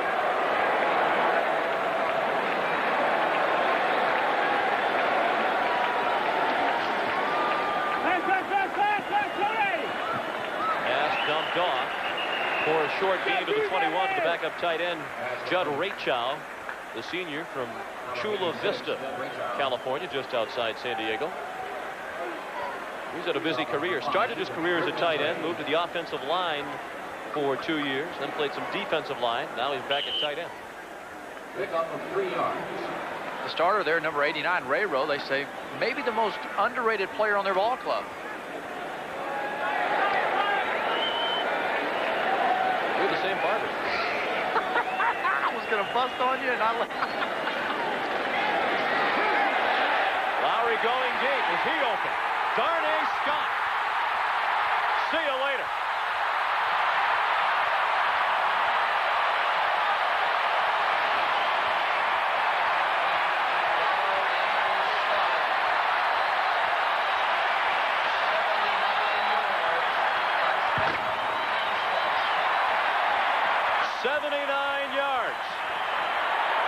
caught a 74-yard touchdown pass on the Aztecs' first play of the night.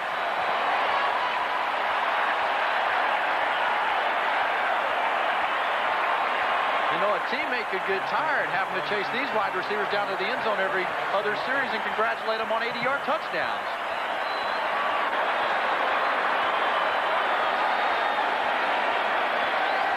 Andy Trackus makes it 35-17. San Diego State. Second touchdown reception of the night for Darnay Scott. He's caught 3 balls in all for 166 yards, and it was Patrick Mitchell who fell down. We talk a lot about the speed of Scott and Rowe, but you should give a lot of praise to David Lowry. It is extremely hard to throw the bomb pass like that. It takes touch, timing. Lowry's now 12 for 17 for 341 yards. BYU has passed for 281 yards on 14 of 27 by Detmer. The two teams have combined to rush for 137 yards. And our statistician, Tony Britt's going to need a new calculator at halftime.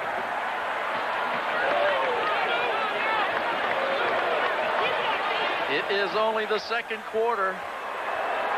And don't ever think that BYU and Ty Detmer will not come back. There'll be a lot of points scored by the Cougars before this thing's over with. Lavelle Edwards, among other things, has watched his secondary give up touchdown passes of 75, 80, and 79 yards. The 75 and 79 yarders went to Scott, the 80 to Marshall Fall. And still plenty of time for BYU to answer the score. Trackus. Line drive kickoff. And he had to get down on a knee to field it. Did Brad Clark. So the Cougars will begin with 4 field position at the 11-yard line.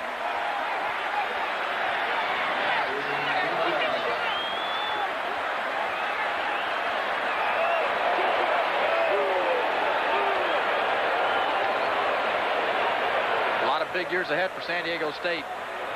And you've got him, Wayne Pittman, David Lowry, Darnay Scott. That's why Al Luganville said that he feels that he is on the verge of being truly capable of winning the WAC year in and year out. With 2:44 to play in the half, these two teams have combined for 753 yards in total offense. Jamal Willis tripped up after a gain of 1. Lou Foster in on the stop, and at the bottom of the pile it was Sebastian Glaze, number 93.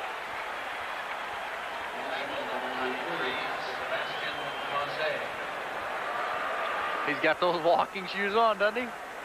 He is as intense a coach as you'll see in college football on the sideline. He said he knows it. A good man. Yes, he is. Very cordial, very polite.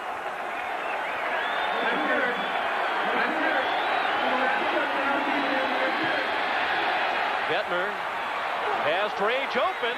He has the catch out to the 46-yard line. So back come the Cougars with 1:57 to play in the half. That gain is 35 yards. When you get good pass protection, it allows you to run a pass play like this. Up, out, 3 steps, up the field.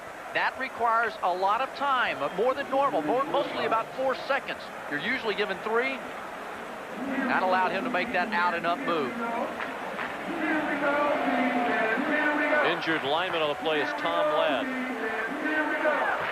While we have a moment, we want to send our condolences along to the Ladd family. Coach Lavelle Edwards last night telling us that Tom Ladd's cousin, Sam Ladd, who played on the lacrosse team at BYU, which is a club program, was killed earlier this week in a car accident while returning from a lacrosse game in California. 2 young men, including Sam Ladd, were killed in that accident. And our condolences certainly to the Ladd family back in Maryland. Tom Ladd back on his feet along the BYU sideline. They had him flexing his left leg.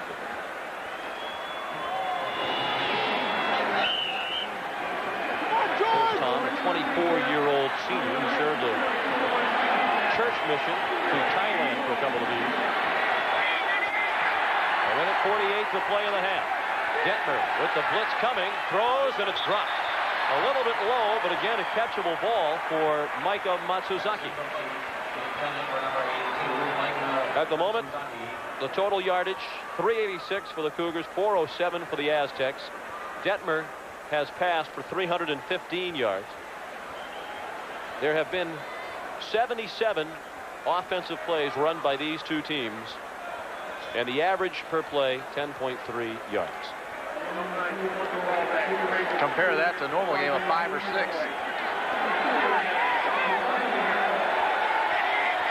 Minute 42 to play in the half. Detmer has some running room. He's at the 35 and slides down at the 33-yard line. That's a gain of 22. Second time tonight, Detmer has run for 22 yards. That's the second time that he's run off of that fake draw trap over to the left side of the field. Covered down in the secondary, so he takes off. And now the Cougars use a timeout. No, check that. San Diego State called the timeout on defense. Timeout. Aztecs. Did miss. And for you that watched it, your reasoning, and you explained to me, was you felt like that it would have forced Miami into calling one of their timeouts. I think they would have used the timeout to try to save some time to score had Florida State kicked the field goal. Detmer steps up and goes for Matsuzaki. Incomplete. He just did come down out of bounds inside the 2, and Eric Drage is again getting after the officials as he thought Matsuzaki made the catch inbounds. Might have been arguing that he was pushed out. You've only got to have 1 foot come down in bounds. And on grass, you could be able to say, let's see if that left foot comes down. No, on the line. Excellent call. And the contact came after he had already come down out of bounds. 2nd and 10 from the 33 of San Diego State. The Aztecs lead 35-17 with a minute 18 to play in the half. Detmer with all kinds of time. Drage the catch. And he's stopped at the 16-yard line. First down, Cougars with a minute 5, and they'll stop the clock actually with a minute 6. And the clock stopped to move the chains. That was a prime example of why many coaches that have had to face Ty Detmer in their career call him potentially the best college quarterback ever. He had extremely good touch. That's the kind of arc pass you've got to throw over the linebackers and get it there before the free safety comes up to pound Drage. 333 yards for Detmer with 58 seconds left in the half. Back to the run. Willis has running room outside. And he is down at the 5-yard line, close to another first down.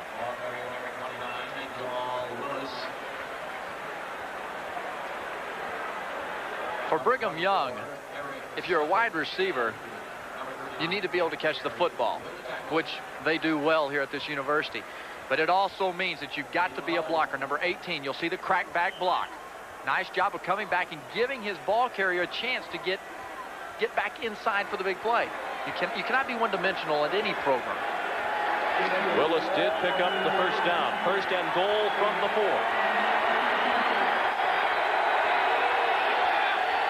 3 receivers out to Detmer's left. For Drage, overthrown. And the play was well covered by John Lewis.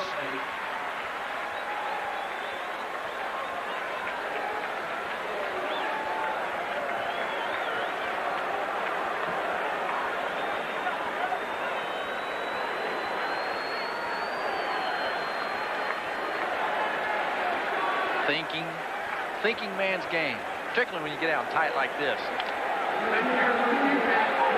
2nd and goal from the 4 with 43 seconds left in the half.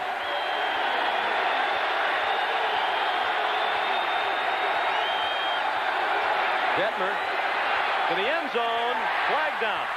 Pass was incomplete. 2 receivers in the same neighborhood. Otis Sterling and Micah Matsuzaki nearly crossed in front of each other. Well, what is the flag for? An eligible receiver downfield against the Cougars.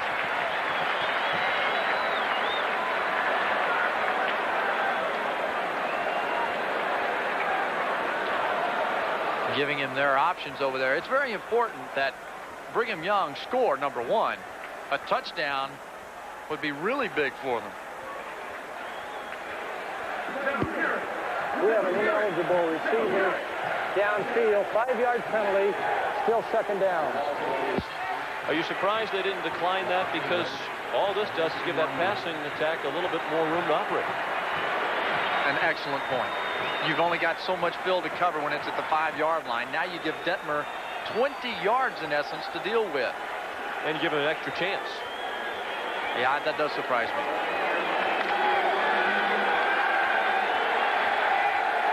The ball just inside the 10-yard line.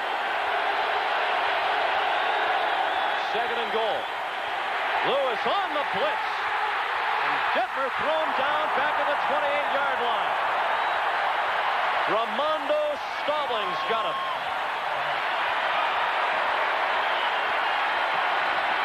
The clock is running, and now Detmer calls for a timeout with 16 seconds left. The loss of 19.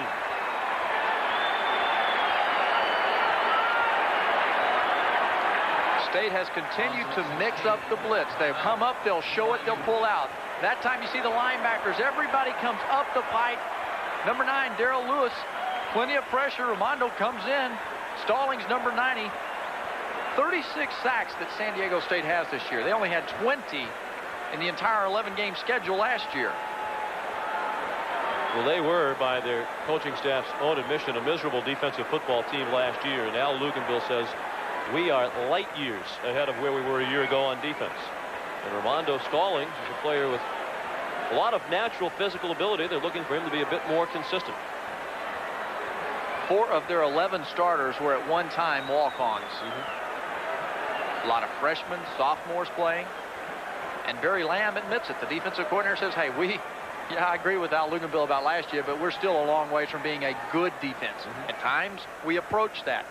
We're not consistent. The situation is 3rd and goal from the 27-yard line with 16 seconds left.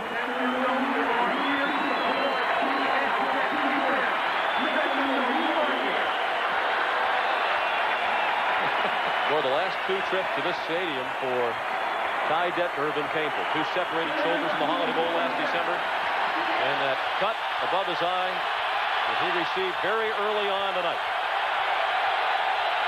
3rd and goal. The Cougars 1 of 6 on 3rd down. Detmer pressured and sacked. Back at the 33, Sebastian Glaze got him. Clock stopped with 7 seconds left in the half, and now a flag thrown in very late. 3rd sack of the night for the Aztecs.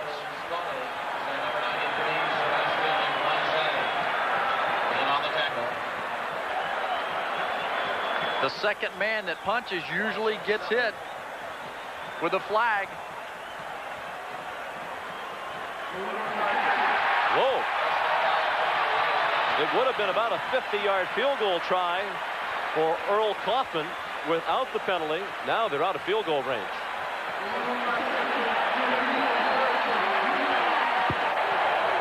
We have a dead ball, personal foul against the offense.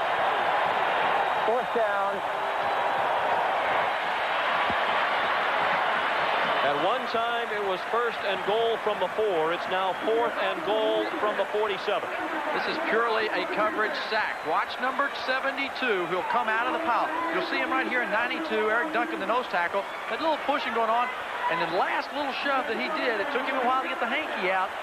I don't know about that. That's tough. I wouldn't have called that. How do you determine which player is guilty of the infraction and which one isn't? On 4th and goal from the 47. Detmer has it intercepted. Damon Pierre with the pickoff on the final play of the half.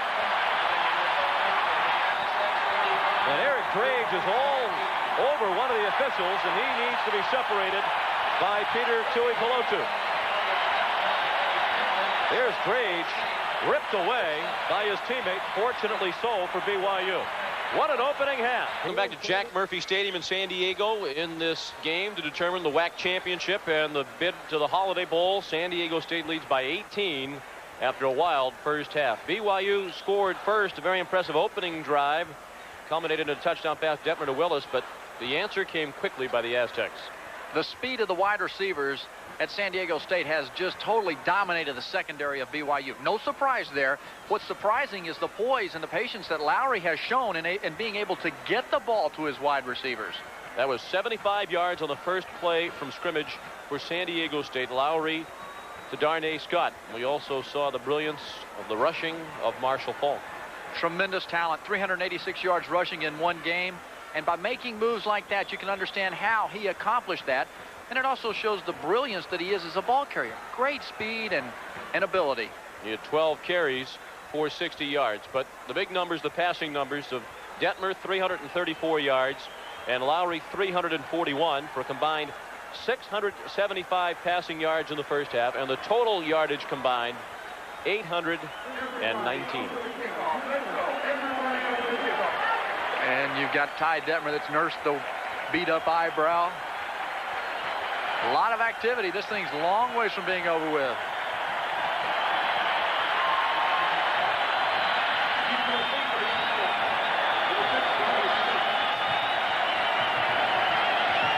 San Diego State will get the ball first here in the second half.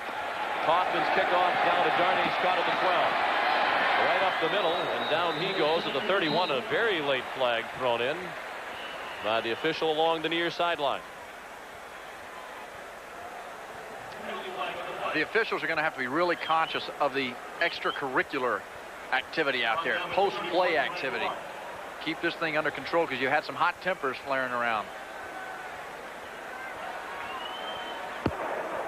Clipping on the return team, 15 yards, first down. We talked in the first half about the quick strike capability of the Aztecs offense directed by David Lowry. They had 5 touchdown drives. The total time of the 5 drives, 4 minutes and 58 seconds. They had drives, if you will, of 13 seconds on the pass, 75 yards to Scott. 10 seconds on the 80-yard pass to Falk. And 16 seconds on the 79-yard pass, again to Darnay Scott. They start this half with a run. Falk dragged down from behind by Derwin Gray, or that might have been another long run for a touchdown. It's a gain of 16. If you had the old tearaway jerseys, this is an 86-yard touchdown run. The OT counter, kick out block. Nice job of Jennings coming inside number 73, and then Falk. If this jersey rips away, if he doesn't hold on, that's the distance. First and 10. Scott has another first down. Good effort by Darnay Scott.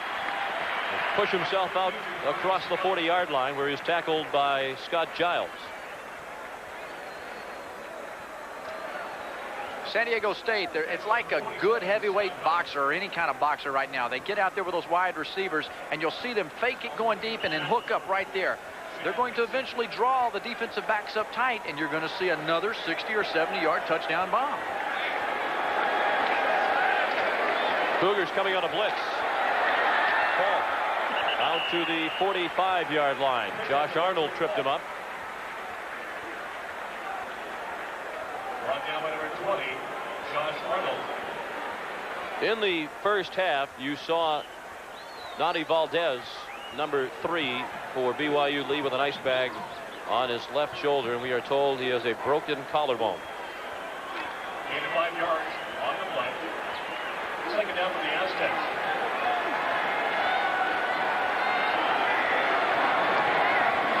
Second down, 5. Lowry wasting little time going back to the bomb, and if it's possible, he overthrew Patrick Rowe. Lowry had completed 8 straight passes prior to that miss. 4 passes of over 30 yards for David Lowry for a total of 286 yards. And a couple of others that could have gone but were dropped. He's frustrated and disappointed in that last pass as well. Rowe was behind everybody. Dave Lay told us yesterday we have a pretty balanced offense. I think that might have been the understatement of the year.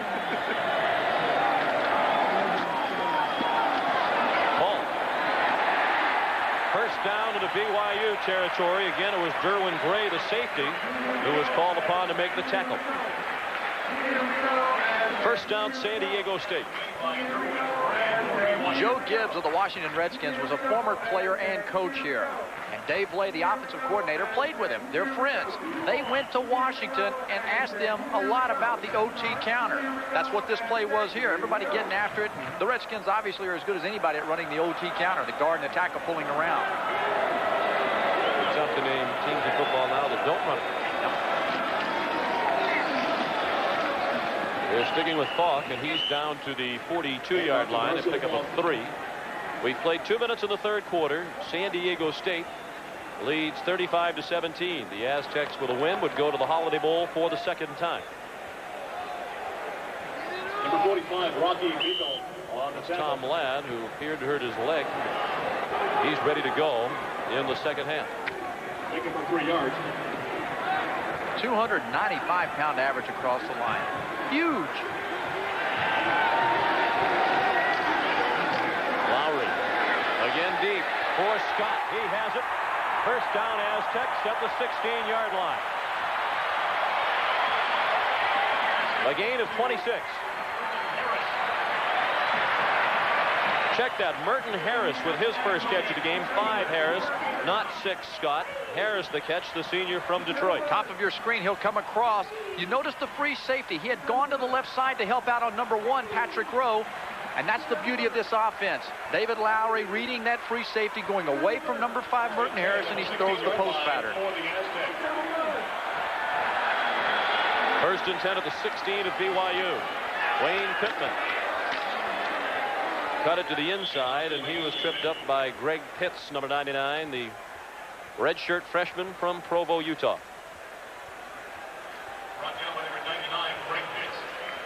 By establishing long drives here, you're keeping your secondary of Penn State on the bench. We talked about lack of depth in the secondary. They cannot hang in there with a shootout with BYU. Fatigue will take over. This has been, at least by tonight's standards, a relatively time-consuming drive. 3.5 minutes.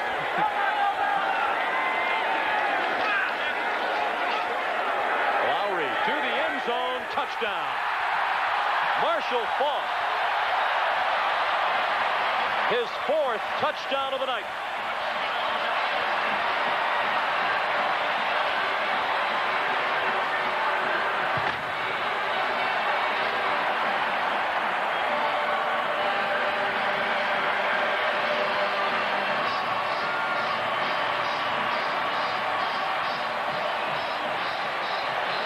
And 4 touchdown passes for David Lowry.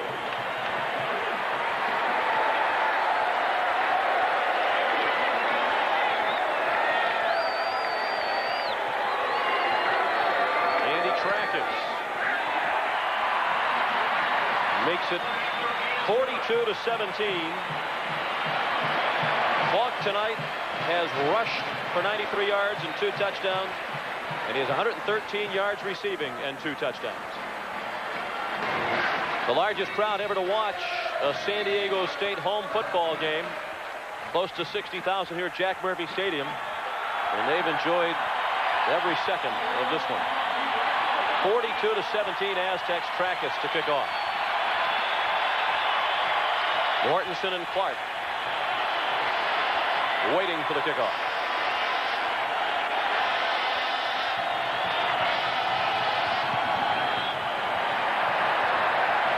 Good kick. Clark downed it, or you could say the ball downed Clark in the end zone. Marshall Falk there, 4 touchdowns tonight. We talked about it. You'll see Lowry get into the pocket, and the reason that he's going to pat the football, Falk had run a 7 or 8 yard out pattern. He's waiting for him to readjust and run up the field. Turns it into an adjustment there. Lowry Lowry's now passed for a career-high 393 yards and 4 touchdowns. He's 15 of 21. Detmer's also working on a huge night. Pass complete out to the 27-yard line to Jamal Willis.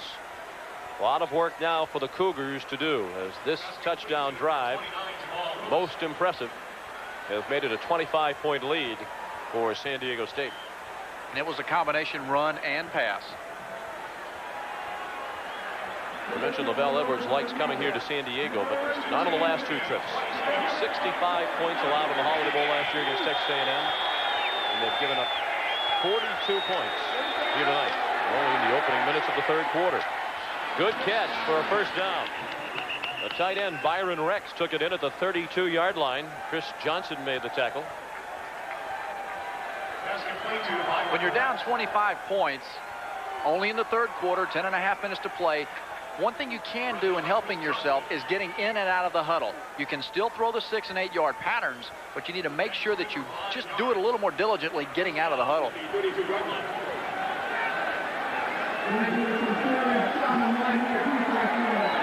First and 10. Cougars working from their own 32 with 10:20 left in the 3rd quarter. 4-man rush. Detmer throws incomplete for Rex. Again, it was Johnson who had the coverage. Chris Johnson, another of those walk-ons who's become a starter on defense for San Diego State. Catch all the NFL action Sundays on ESPN. For some of you around the country, that is later today. At noon Eastern time, it's NFL Game Day, the best NFL preview show on television, then see the best recap on NFL Primetime at 7 p.m. Follow tomorrow night at 8 p.m. Eastern time by the Houston Oilers and Warren Moon against the Cleveland Browns, who are still in the hunt for a playoff spot. On 2nd and 10. Detmer, plenty of time, now runs out of time and runs for a gain out to the 37. Mark Roberts chased him out. That time San Diego State went with only 3 rushers. They put 8 into the coverage. They haven't done that much tonight. Most of the time they've come with at least 4 defensive linemen. You'll see only 3 that come in there. 8 drop. You've got 5 underneath, 3 deep. Nobody for Detmer to go to. Once again, that's that arm strength. You got to wonder if he could have maybe thrown something down the field 60, 65 yards with that kind of time in the pocket.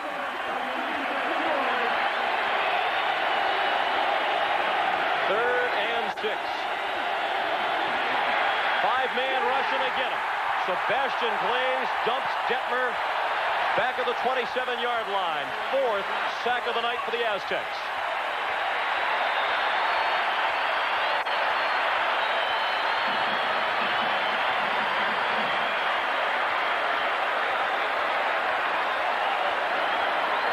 Ty Detmer looks like he's in about the 13th round of a heavyweight championship fight.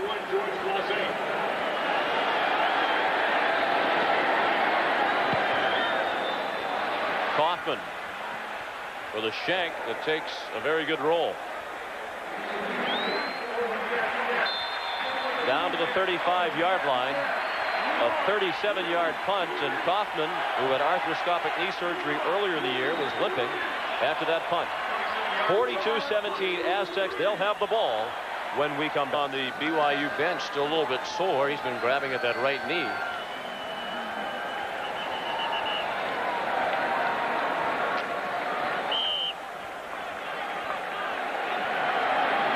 A lot of heat coming off those heads at the top. It is a little bit on the cool side here in San Diego tonight. Temperature now in the mid-50s. Patrick Rowe avoided 1 tackle. They throw him down at the 39-yard line. Scott Giles made the tackle. That's a pickup of 26 for Patrick Rowe. When he comes up hobbling.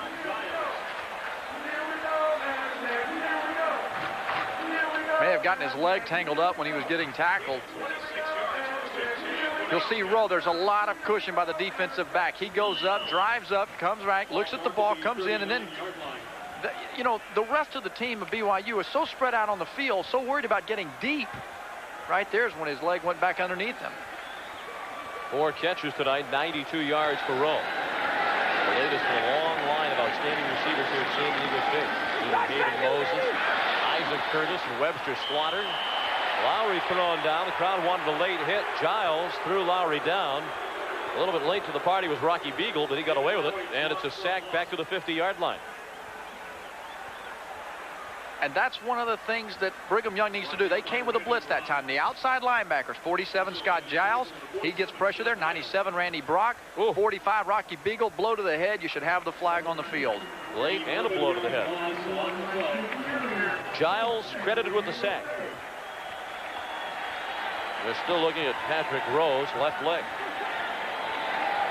The all-time leading receiver in terms of yardage. San Diego State history. Here's Pittman. Managed to hang on to the ball. A late flag comes in. Looked like a face mask. Derwin Gray might have been the guilty party.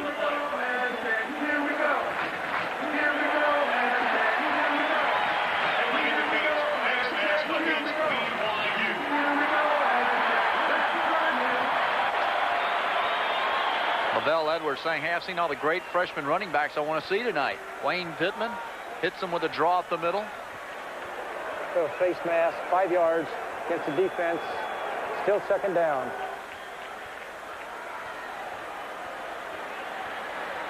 Ball now at the 36-yard line, where it will be second down and 7.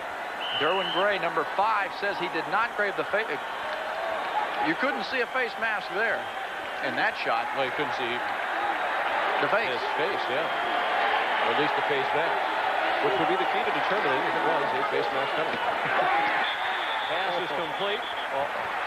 Darnay Scott, he took a little bit of a pump after he went down to the ground from Rocky Beagle. Very close to a first down. Stopped by a Rocky Beagle.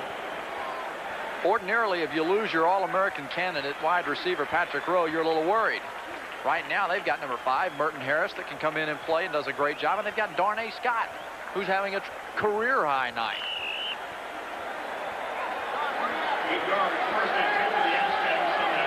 Scott with 5 catches tonight for 183 yards and 2 touchdowns. Marshall falls back in there. He's down to the 26-yard line. A gain of 3. Scott Giles and Jared Levitt combined to make the stop. What would you guess Coach Luganville's total mileage is going to be on that pedometer that he wears when the night is through? It won't be near as high as the speedometer that his heart's been going the rate at. But he knows that Ty Detmer is a pretty good quarterback. He didn't want to get too relaxed in his walk. Lowry with the pump fake. Going to the end zone for Scott. And it's incomplete, not to the end zone. If you're a BYU fan, Craig, the prospects look very bleak, because even if Ty Detmer can lead the offense back, and they need at least 25 points, you still have to wonder if Coach Edwards' defense can ever stop the Aztecs. They've gone up and down the field at will tonight.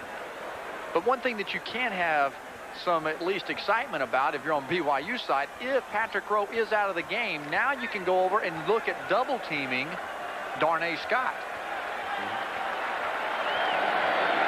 This is not a football team, the Aztecs, that make many mistakes in terms of turnovers. None tonight, only 3 in the last 4 games coming in. Foss took a big hit. Drilled out of bounds by Tony Crutchfield, short of a first down at the 23. And the field goal unit will come on for Al Luganville. Crutchfield's 5'10", 190. The man he just boned right here at the end of this play is about 180. Paul got caught making a move in the air. Trackus trying a 41-yard field goal.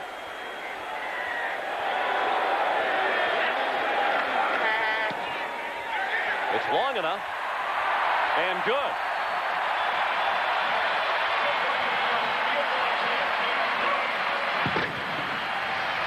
.606 to play in the third quarter. 45-17 Aztecs. Games at Jack Murphy Stadium in San Diego, where the field goal by Andy Trackus of 41 yards just given the Aztecs the 45-17 lead. Brad Clark on the left, Eric Mortensen on the right, waiting for the kickoff.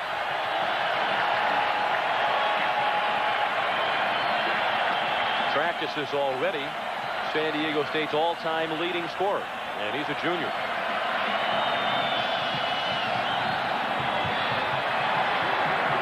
Mortensen at the goal line. Stopped short of the 20, knocked down at the 17-yard line. Darrell Lewis made the tackle. Zach Stokes also in on the play. Not only are they continuing to score, but they're also using a little bit more of the clock on these two second-half scoring drives.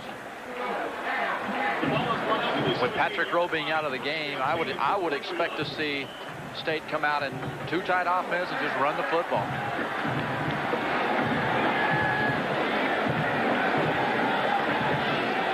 Detmer with the draw to Tuipulotu. Peters drives out close to a first down at the 27-yard line. Chris Johnson made the tackle. Haven't heard much from Tuipulotu tonight. They got behind quickly early, and they relied much more heavily on the passing attack, the wide receiver.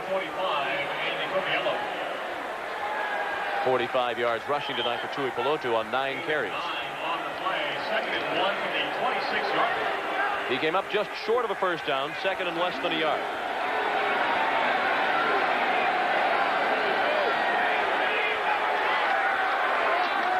Tuipulotu struggled, but appeared to pick up the first down. Taraj Smith made the tackle.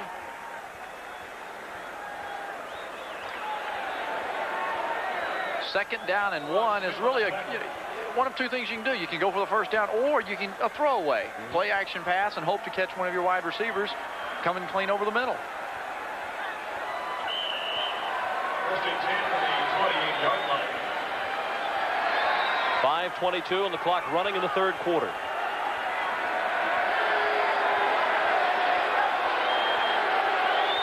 Three-man rush for the Aztecs. Detmer to a wide open Drage. He's down at the 50-yard line.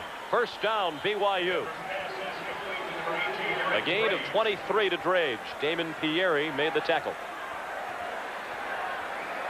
Now with San Diego State going into that zone, just kind of hanging out back there. You'll see a cover 3. There's a man in the middle, number 39 back. You'll see him working. Detmer knows that Drage was following across his tight end. About 8-10 yards behind him. He knew the pocket was going to come clean, and he was waiting for him to get there.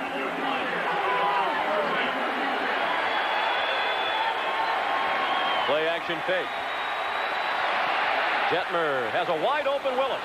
30-yard line. Good move inside the 20. Gets a block from Anderson and scores. What a play by Jamal Willis.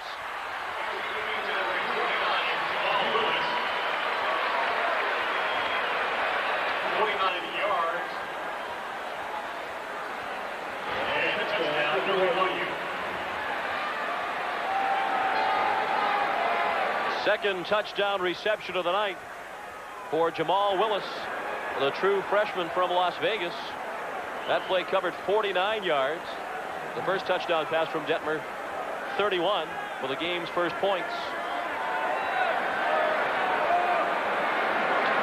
And a much-needed score. And just as importantly, it came quickly for the Cougars, who are a man short on this extra point. Looking to the sideline for the 11th man. And they're going to take the 5-yard walk-off. Here comes Byron Rex. That's good coaching. No reason to waste a timeout. Go ahead and take the 5-yard penalty.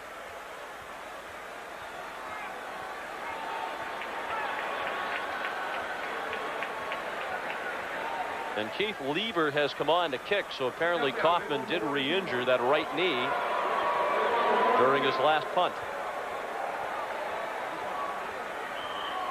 There's Keith Lieber, who has seen some kicking action earlier in the season.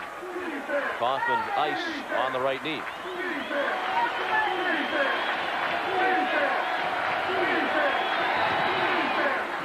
And Lieber knocks it through.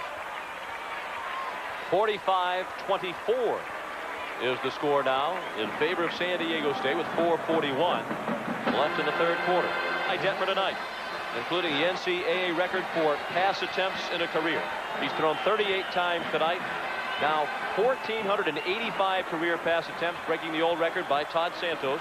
It's been a tough night for Todd, the old Aztec quarterback. He's seen a couple of his records fall.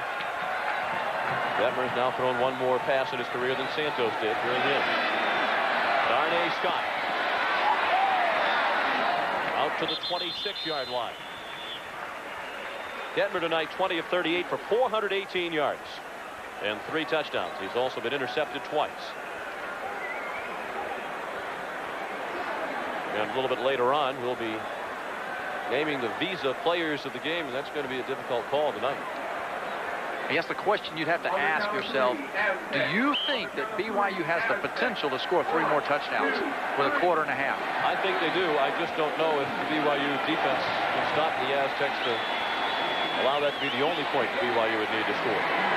Lowry throws, caught. First catch of the night for the tight end, Ray Rowe. And the senior from San Diego is close to a first down at the 35-yard line. Each week, Ray Rowe has improved. He's become a very solid, all-around tight end that they believe, Al Luganville believes, will be a tight end in the NFL. Luganville says he doesn't get that involved in terms of making calls on game day. Leans towards the defense, but helps in offense. Wayne Pittman rips through a hole, and he picked up the first down. Rocky Beagle made the tackle, but not before Pittman reached the 41.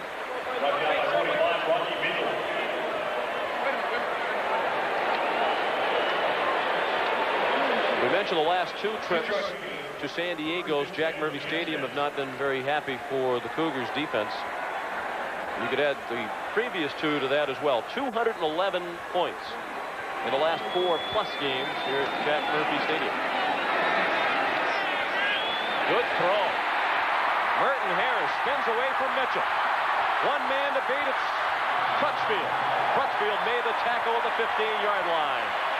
44 more yards for the Aztecs.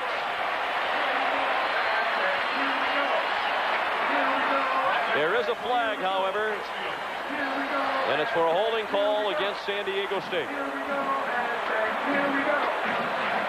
And they had to hold. Brigham Young went with the outside linebackers blitzing. They've got to continue to do that. They've got to now come out and be a little more aggressive in their defensive calls. You're either going to get to the quarterback or you're going to force. Best hit of the night by Ray Rowe on the referee, Gene Wirtz. Holding, offense, 10-yard penalty from the spot. Still first down. You either get to the quarterback or you force one of the offensive linemen to make a desperation attempt and hold you in essence. The pressure will come from the outside. Number 47, Scott Giles. Not so sure that was the call. Well, he appeared to spin him around there just at the end. Here comes Rocky Beagle in again. A little bit tardy. We saw the flag thrown by the referee Wirtz. For the hold, it backs the Aztecs back to the 23. And it's first down and 27. 45-24, San Diego State with the lead. Fake draw. Lowry in trouble. And down in the backfield at the 14-yard line in the arms of Randy Bruck. His second sack of the night. And the third tonight for BYU.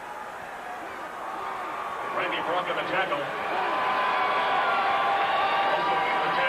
They had a campaign here over the summer and in the early fall called Phil the Murph. The Murph, the nickname in San Diego for Jack Murphy Stadium. A conscious effort by the San Diego State Athletic Department to sell tickets, and it's paid off. Luganville was an associate athletic director. He knows how to market. He went all over this area during the summer and fall. People that they'd have a product worth watching. You have to believe that people were convinced at the end of last year when a game on ESPN, they played the Miami Hurricanes, lost by only 2. And very easily could have won that game led by Dan McGuire. Al Luganville pointed out yesterday that over the last 15 games San Diego State has played, they are 12-3. And included in those 3 losses, that 2-point loss to Miami last year and a 1-point loss at Air Force this year, game in which they led for much of the contest. We're down to 2:15 to play in the third quarter. Third down and 32. That's thrown up for grabs and intercepted. Josh Arnold with the interception at midfield. His first interception of the season, 6th of his career for the senior from Mesa, Arizona. And that's the first turnover of the night for San Diego State. They've had only 3 turnovers in the last 4 games. This is really the poorest ball and decision that Lowry has thrown. He didn't realize that number 20, Josh Arnold, was over there helping out with a linebacker, Scott Giles, 47. Ray Rowe, 89, was not by himself. And it really serves just about the same purpose as a punt on 3rd and 32. They were looking at a punt from deep in their own territory, but they did not complete a pass. The interception gives the Cougars the ball at the 50. Detmer, under pressure, has a man wide open. Byron Rex into the secondary. And he's down to the 26-yard line. So here come the Cougars again. They scored quickly on their last possession to make it a 21-point game, and they're quickly down to the Aztec 26 on a gain of 23. Detmer to Rex. Very, very surprised that San Diego State is not trying to run the ball and run the clock out. They cannot afford to put Ty Detmer back on the field. He'll chew up that young, inexperienced secondary. And he has now for 419 yards passing tonight. Make it 442 after that completion, just updated. He's on the money again. Willis has a first down to the 15-yard line. We're down to a minute and a half left in the 3rd quarter. Poise, confidence. Detmer's been there. And so is that man. Ty had his best career passing day in this stadium in the '89 Holiday Bowl against Penn State. 576 yards. He's up to 453 at the moment. Tui Pelotu picks up 5 to the 10-yard line. Well, a score here, Craig, and that certainly makes things very interesting again. I mean, I've seen, we're all fans of Brigham Young just because of their explosiveness on offense. There's not a doubt in my mind that they can come back. And, you know, as you pointed out, but can they stop San Diego State's offense? Right now, State's stopping themselves. 2nd and 5 from the 10. Detmer to the end zone. Touchdown! Byron Rex. Pass complete to number 95, Byron Rex, and a touchdown for BYU.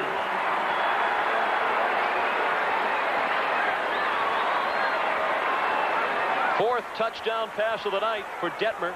This one to Rex, the junior from Bellflower, California.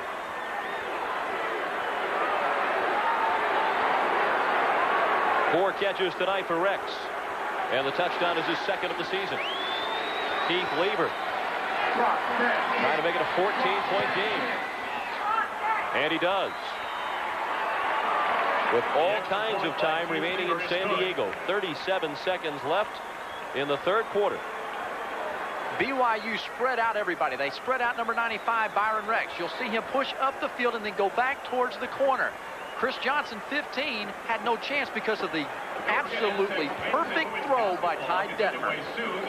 The Cougars wanted to spread out everybody and get a mismatch, in essence, because of size. And he has some speed. Chris Johnson, number 15, cannot stand. All the Washington Husky fans would probably argue that point. I'd be inclined to agree with those Husky fans. Barney Scott brings it out to the 30. Barney Scott from the 11-yard line. So a bit more of a sense of not urgency, but certainly importance on this possession for San Diego State. The momentum clearly has shifted. When Patrick Rowe went down, the All-American wide receiver, that has enabled Brigham Young to gain a little confidence and, in essence, an extra defensive back in the game. As you might expect, they give it to Falk. He picks up 13, lost the football. Cougars say they have it, and they do. BYU is recovered at the 43-yard line.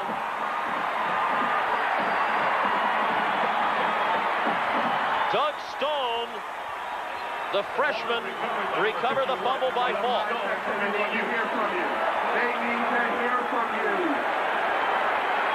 Great running backs like Falk that give the second and third effort will have mistakes like this. It's the blind man that gets you. He didn't realize that Brock was coming in 97 to make the tackle. There has to be a presence about the runner. He's got to know he's in traffic and put two hands over the wall. After playing turnover-free football, the Aztecs have committed 2 turnovers on their last 2 plays, and now they get it right back. Chris Johnson with the interception of Detmer at the 33-yard line.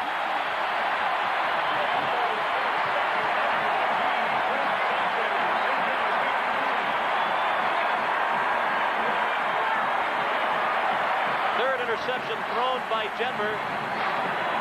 Second of the season for Chris Johnson.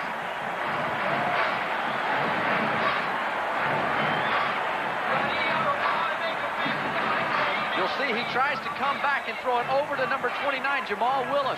Chris Johnson, 15, stopped and went back into the coverage. He read the eyes of Ty Detmer. That's why he was able to make that adjustment. Huge play by Johnson. They give it back to Falk.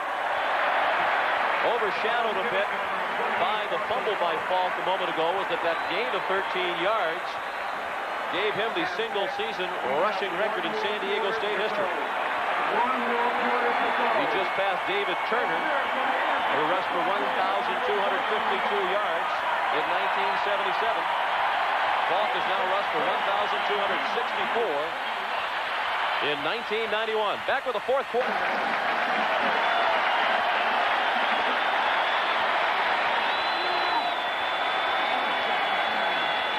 On 2nd and 1, Falk has the first down, then driven back. He still has the first down at the 44-yard line. Jerwin Gray made the stop.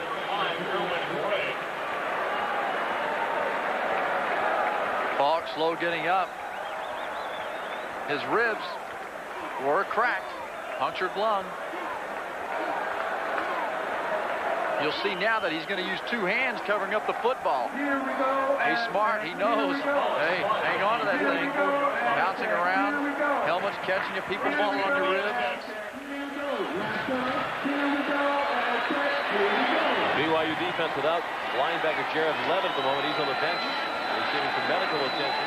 Wayne Pittman, the ball carrier, out to the 48-yard line. Patrick Mitchell made the tackle. The front 7 of the Cougars right now really has to play exceptionally well. They need to allow their cover men in the secondary to play only and worry about only those wide receivers. You saw Jared Levitt, and there he is again. They were massaging the back of his neck, and he did have neck surgery last season.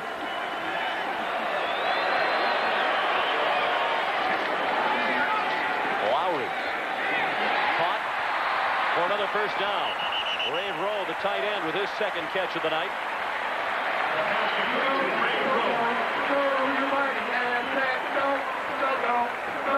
At the moment, Craig, you'd have to say the biggest play of the night for Al Luganville. Really the biggest play in this game.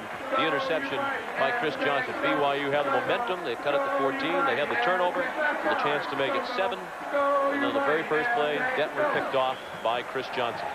The difference, the matter of inches. That ball, if it's over Johnson, it could be all the way. First and 10 at the BYU 43. 13:53 left. Lowry looking deep. Walks it up there. And it is incomplete. Intended for Merton Harris. Patrick Mitchell had the coverage. David Lowry, he can do that right now. He's throwing a big high pill up through the air and allowing his receivers to get down the field. You'll see 5, Merton Harris. I mean, he's just going to go. He's going deep to it, a vanilla route all the way. But Mitchell was not. I mean, he's back there and he plays the ball well.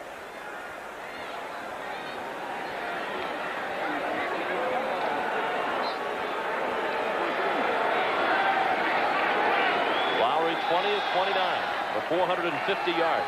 Then 4 touchdowns, 1 interception. 2nd and 10. The 14-point San Diego State lead. Lowry in trouble and dropped back at the 47. Off the bottom of the pile, Lenny Gomes. the nose man, sophomore from Santa Rosa, California. He's been bothered lately by a sprained ankle. Difference in that last play, Merton Harris is running the deep post pattern. If it were unhealthy Patrick Rowe, there's probably a yard and a half separation between him and Mitchell.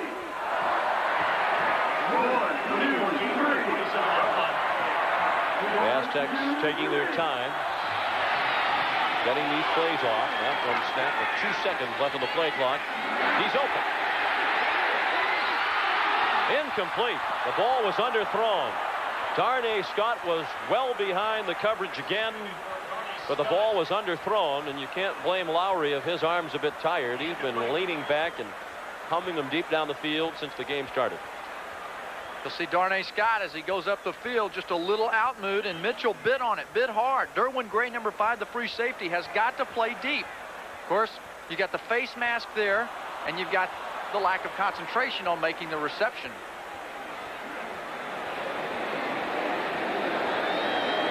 Low snap. Saborn with a high, short punt. Fielded at the 17-yard line by Cappy Sikahema. The Cougars still very much in it with the ball, trailing by 14 with 12:40. And Craig James at Jack Murphy Stadium in San Diego. Still 12:48 to play. Ty Detmer and the BYU offense with it first and 10 at their own 18. Willis with blockers. First down and more. Finally out of bounds at the 40-yard line. Willis, the ball carrier for BYU. San Diego State had all 7 defensive front guys up there. They were coming with a blitz tied up inside. You'll see 34, 45 on the left side of your screen. They get bunched up inside, and they've got the sweep going outside. 93 Glaze couldn't quite hold on to him. Damon Pieri, the free safety, was not there. John Lewis saves a long touchdown run. The WAC championship, the Holiday Bowl bid, up for grabs in this one. Detmer throws complete to the tight end Rex. He's short of a first down at the 48-yard line, a gain of 8. Detmer has thrown for a lot of yards tonight. He's approaching the 500-yard mark. Most of that has come underneath. 6, 8 yards. They've been just clipping them, and then eventually, every once in a while, these guys take it for the 15, 18-yard plays. On the run that time, and it did not fool the Aztecs. Peter Tuipulotu carried for a loss as Mark Roberts and Andy Coviello threw him down at the 45-yard line. They lost 3. That'll set up 3rd down and 5. Once again, San Diego State is tied inside, 15 and 50. You see them coming inside with a blitz. Had the sweep been on to the wide side of the field, you'd have had a better chance for a big play. Clock running with 11:33 to play. San Diego State 45, BYU 31. But it was a 28-point game here in the second half. Detmer throws, and the officials look at each other and then rule it an inbounds catch by Eric Drage.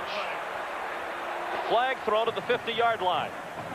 Looked like Drage was out of bounds when he came down with it, but he was forced out. And it'll come back anyway. They had a man downfield.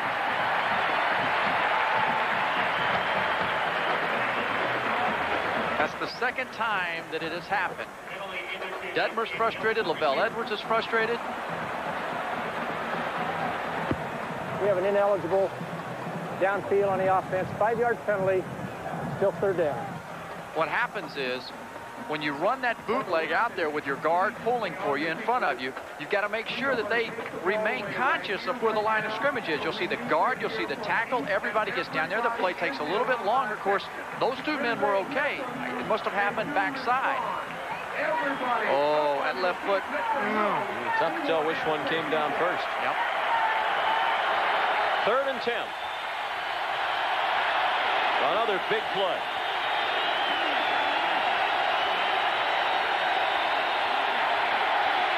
Four-man rush. Detmer complete. First down to Tim Nowatzki. a freshman from Michigan City, Indiana.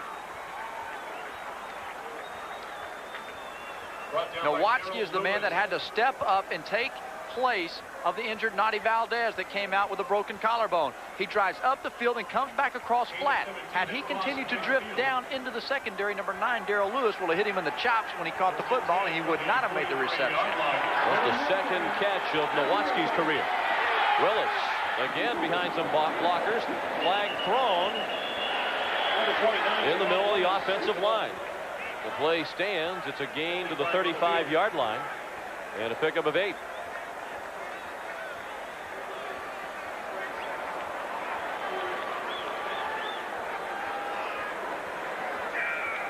Now, there must be a little discussion going on here. If it were holding, it would be an obvious and a quick call.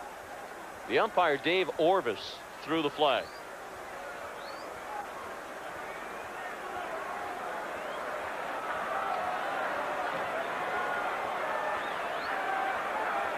Tough to understand what would take so long.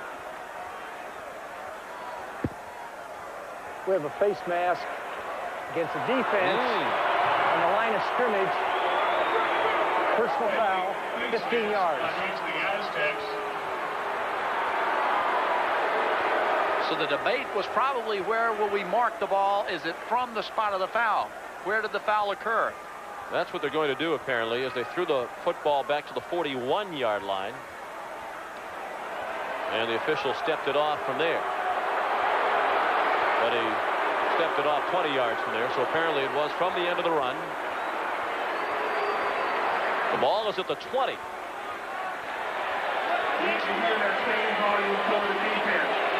First and 10, BYU. Trying to get within a touchdown. Still 10:52 remaining.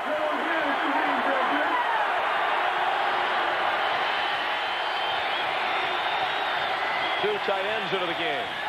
Tui Pelotu is wide open. He will walk in for a touchdown. There wasn't an Aztec defender within 15 yards of Peter Tui Pelotu. Touchdown for BYU. The Cougars were down by 28. They are now down by 8 with the extra point upcoming.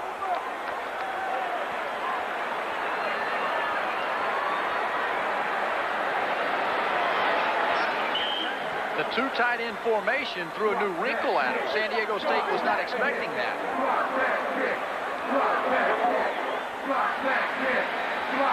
A big extra point for the backup place kicker Lieber. He's been perfect so far, and he remains perfect. It is a 7-point game with 10:39 to play.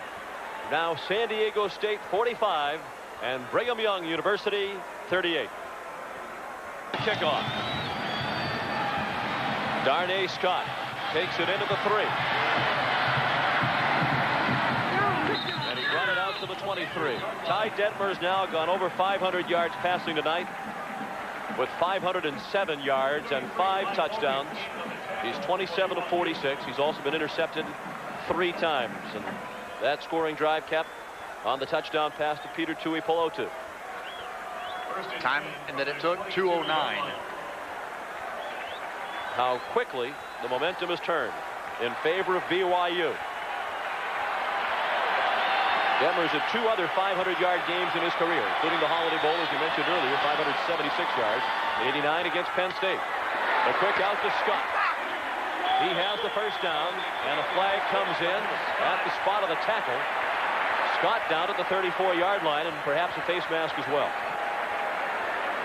Tackled by Patrick Mitchell made the tackle. He's the brother of Brian Mitchell, who was a 3-year starter in the secondary for the Cougars and first-team All-WAC the last 2 years.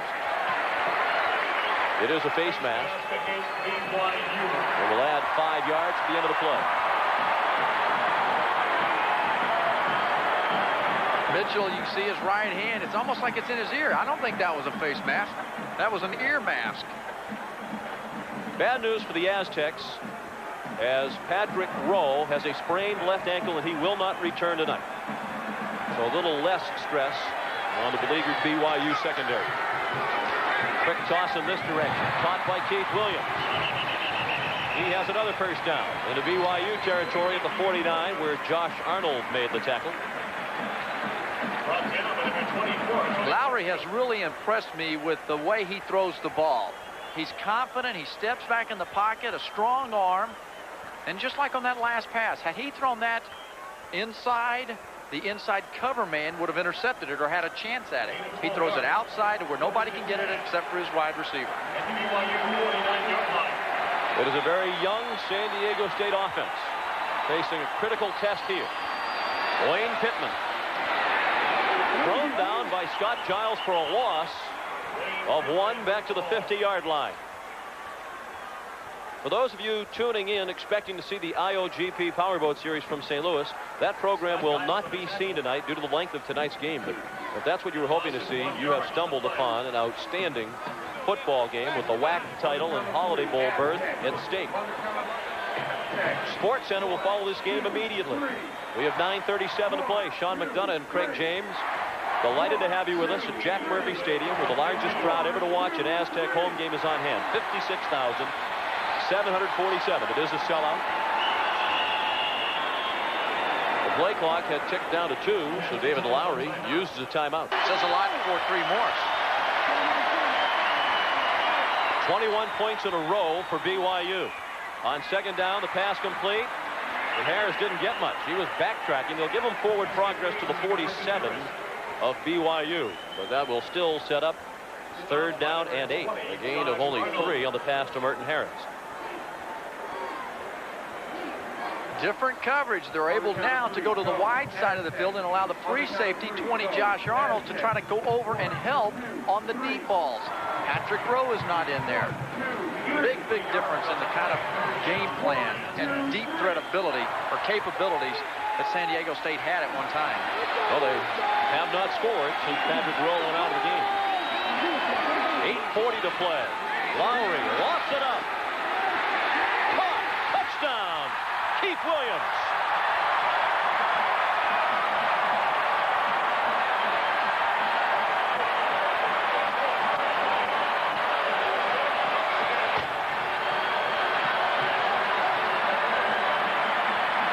That one a 47-yard touchdown pass.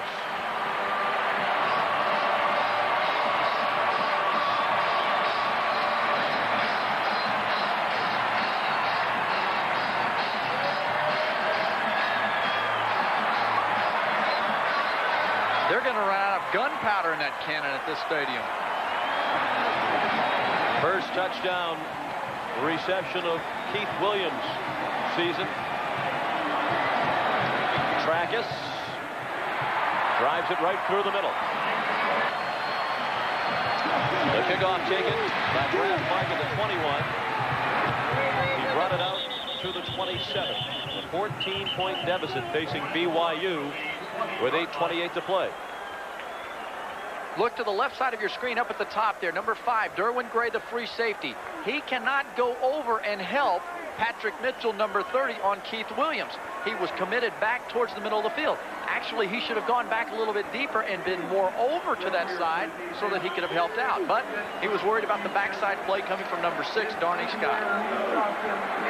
An important point. Patrick Mitchell, who's been burned on several of the big plays tonight, starting because Irvin Lee is not here with the team tonight. He was involved in an off-campus incident earlier in the week and is not here.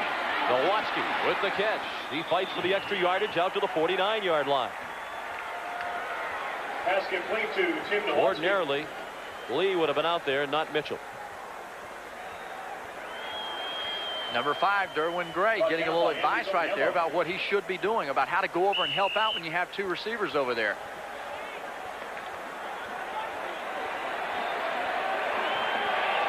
Gain of 23 on the pass to Nowatzki. 1st and 10 from the BYU 49. Jamal Willis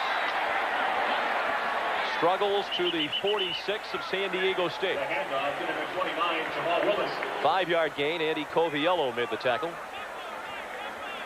There's Patrick Rowe, who went out early in the second half with a sprained left ankle. It has been an injury-plagued year for Rowe, who was selected by the Sporting News in their preseason college football issue as the best receiver in college football. Detmer looking deep, And it's incomplete. Ty was lucky to get away with that throw, Craig, as Matsuzaki had double coverage. That's because 39, Damon Pieri, the free safety, did not bite anywhere. He was back there deep, deeper than the widest wide receiver. 39 there in the middle of your screen, Damon Pieri. This is what Brigham Young needs to be doing at free safety. He didn't go for the bite over there. Ball overthrown as well.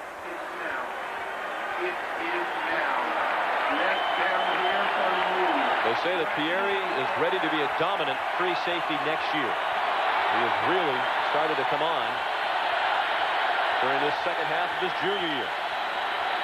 On 3rd and 5, Detmer throws. Great catch. Willis with a first down at the 26-yard line. Speaking of bright futures, how about Jamal Willis? The future is now for him. Call him Jabbar Willis after that catch. Wow, 6'3", 205, up in the air. Oh, and that was 3rd down. Well, we've seen the ads on ESPN for those highlight tapes, the greatest plays in football history, and you won't see a catch much better than that one. His 8th reception of the night for 173 yards. Detmer to the end zone, and it is incomplete. Well covered by Robert Griffith. They were looking for Peter Tuipulotu. Detmer had the man open, but his pass was behind Byron Rex, who got a hand on it, but that was not typical Ty Detmer on a ball of medium range. They have a reasonably upset on that one. 6:49 to play. San Diego State leads by 14. Detmer, where's the flag? There's the flag. No question about that one. Griffith draped all over the back of Eric Drage. 10 at the 19-yard line. 6:43 to play. 52-38, San Diego State. Draw play. Tuipulotu inside the 5, 1st and goal Cougars. Good call by the quick hitting trap right up the middle. Highly effective. Tuipulotu, you've got the defense spread out there, shotgun formation. The draw trap, the play that San Diego State feared most of all tonight in this ball game. And Brigham Young getting in and out of the huddle right now. 65 rushing yards for Tuipulotu. From the 4, Detmer, touchdown. Mark Atuaya. His first collegiate touchdown reception. He had the 2-point conversion earlier. He's a true freshman from Hawaii. And Atuaya scored the 2-point conversion on the same play. Goes at that outside linebacker. Acts like he's going to block and then gets right into the flat. He was the state high school player of the year last year in Hawaii out of Kahuku High School. Block that kick. Block that kick. Block that kick. Keith Lever trying to make it again. A 7-point game, and he does. 1,076 passing yards between these two quarterbacks. 552 for Detmer. Scott started at the 6. And they dump him at the 21. Good tackle by Brad Clark. 6:13 to play. And really a must-stop situation now for the BYU. Area to stay deep. Marshall Falk is not in there. That's Wayne Pittman. He gets the call. He got a yard or perhaps 2, and that is all. Out to the 23-yard line. And it makes a big difference. Pittman's not a bad ball carrier. A good football player. Rose a good player, an All-American. The guy's replacing him. Keith Williams, he just had the 47-yard touchdown. But that's not the same kind of threat that you had earlier in the game. Gotta miss him.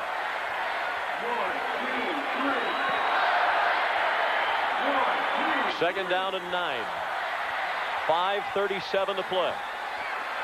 Lowry too high. Looking for Scott. That time the secondary was quick to close. Crutchfield came up. And Rocky Beagle was also in the vicinity of darting. Career high in yardage and 13 yards short of the single game school record. Looking for Scott. He has it. Huge completion.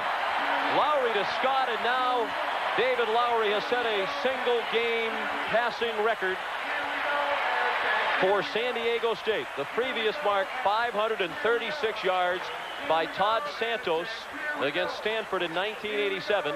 That one a gain of 26. Post pattern, Lowry shows that he has the arm to throw the quick strike. The free safety did not have time to come over and hit him. Excellent throw by Lowry.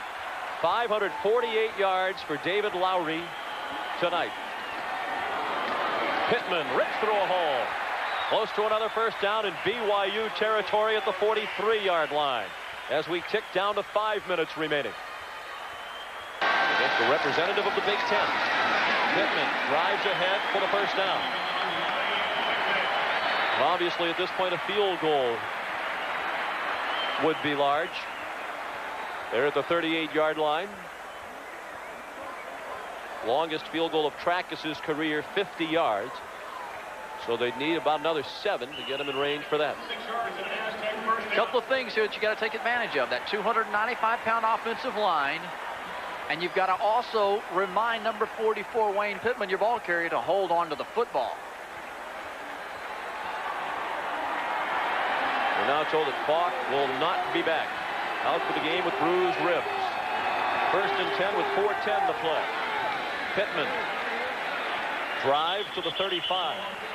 They gain 3. The Cougars have all 3 of their timeouts remaining.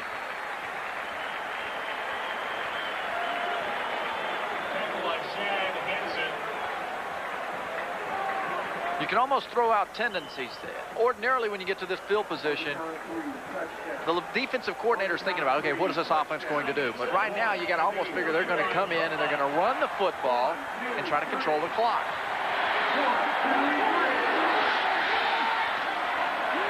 Lowry going for it all. And it's incomplete. No chance for Merton Harris. The ball landed out of bounds. And there is a flag down. The Aztecs are clapping. And a late hit. Rocky Beagle was protesting, and he's come dangerously close on a couple of occasions tonight to a late hit. 3 times that Beagle has almost had the late hit on him. You got to lay off. He gets blocked up top, number 45. Oh, this is... Oh. That's out of control. And Beagle's supposed to be the leader on defense. Well, he should know better, certainly. Senior from Wisconsin, Rapids, Wisconsin. Starter last year. He's been flirting with it all night, and he has no argument on that one. 1, 2, 3. 1. That's a huge play. That might have been a penalty that cost them the Holiday Bowl. Normally a very disciplined team, the Cougars tonight penalized 11 times for 79 yards. San Diego State has been penalized 6 times. Pittman dropped for a loss.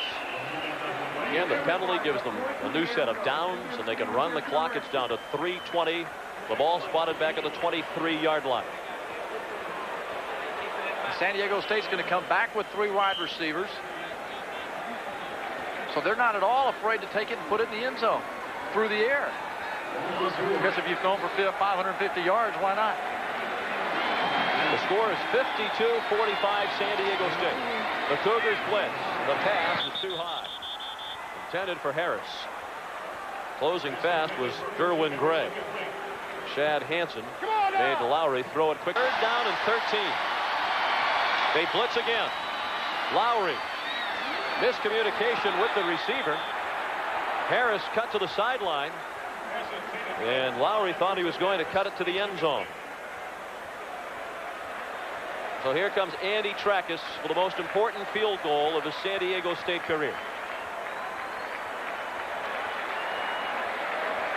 He hit from 41 earlier. This one will be a 41-yard try.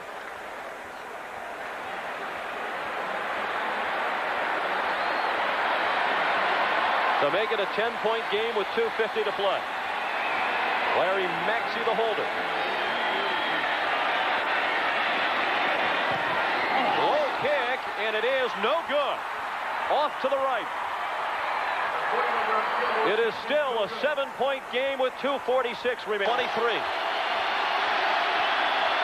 Detmer looking for Drage, overthrown. He had a step on Robert Griffith. Tied through it just a bit too long. Second and 10. 2:39 remaining. San Diego State by 7. A little bit of confusion. Detmer pulled away from center. Nowatzki almost started up the field prematurely. Running room for Drage. Across midfield. Across the 40.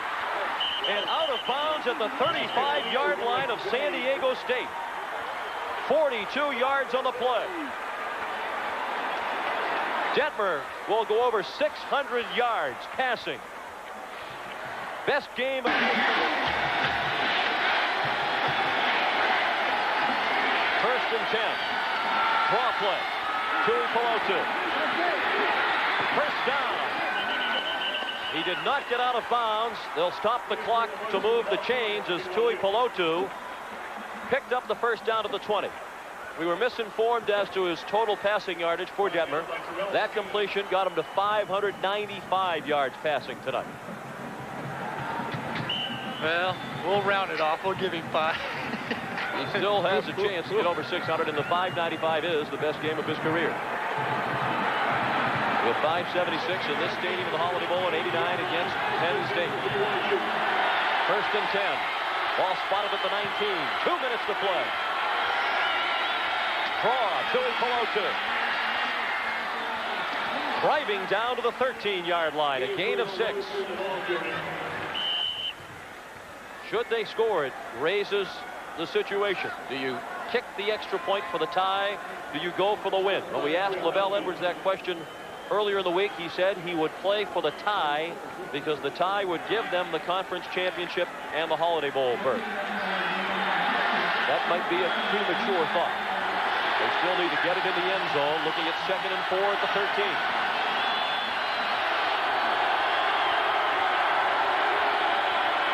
On the ground with Willis. Lunging for the first down. He's close at the 10-yard line. The clock is still running, down to 1:11. No indication from the officials. Apparently he is just short of the first down, 3rd and less than a yard. 1 minute to play. Now San Diego State, they got to, if they come with the blitz, they're going to put a lot of pressure on those cornerbacks. What do you do if you're BYU? Do you run to get the first down? You still have all 3 timeouts left? Oh, yeah, you got to get it. I'd run the wide side of the field. 3rd and less than a yard. They're going to throw. Dumped off. Tuipulotu. First down at the 5. 35 seconds left. And they stop the clock. BYU will use its first timeout of the second half. Led 45-17 by 28 points. Now they are clinging to their Holiday Bowl hopes. 34 seconds left. First and goal for LaVell Edwards Cougars at the 5-yard line. 599 yards passing tonight for Detmer. He hands it off to Willis. He will walk in. Touchdown, BYU.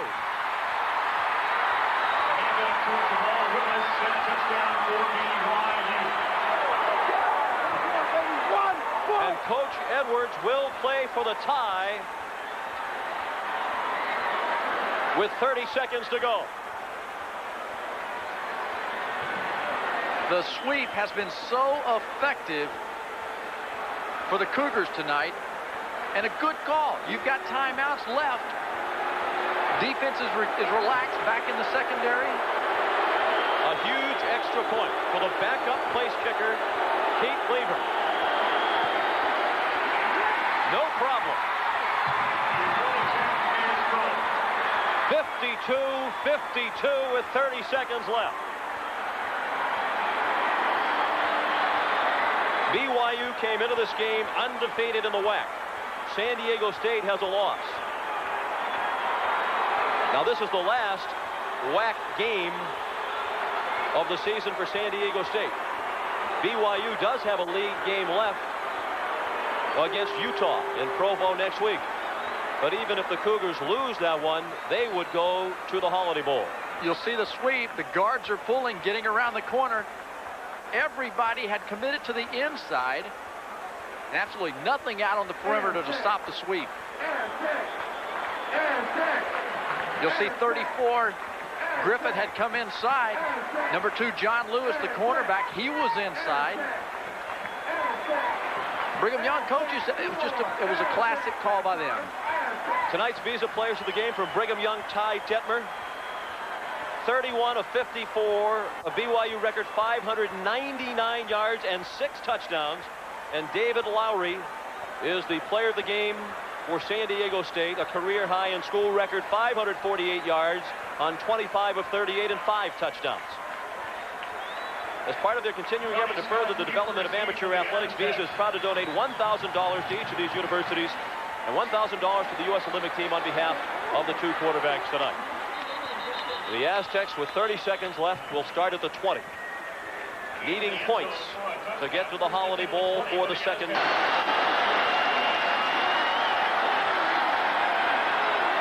They bring Scott and Harris to the near side. Only a 3-man rush. Lowry throws on the run. Caught. Time running down as Scott fights for yardage. 17, 16, and a timeout call. They're at the 41-yard line.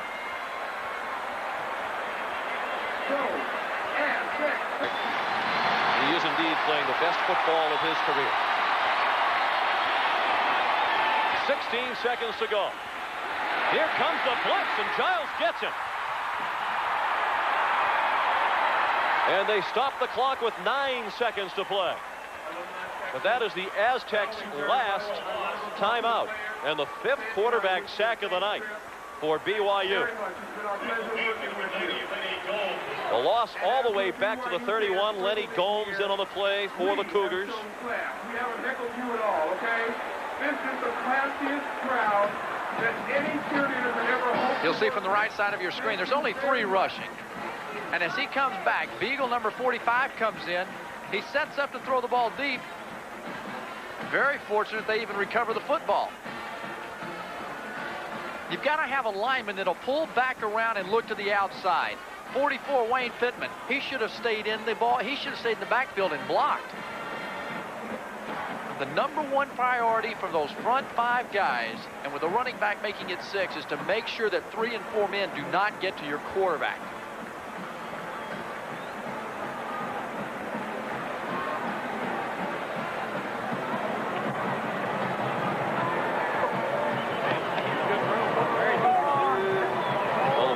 Cougars have had some unbelievable comebacks over the years, and this will rank with any of them.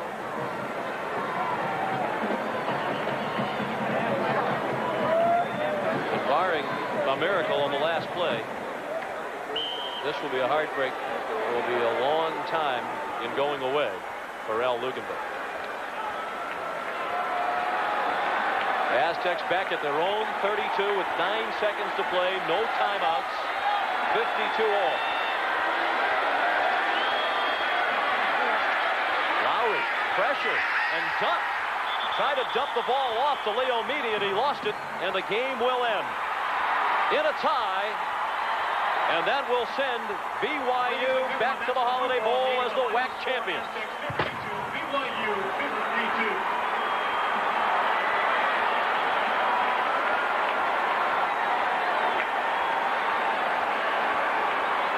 For the 14th time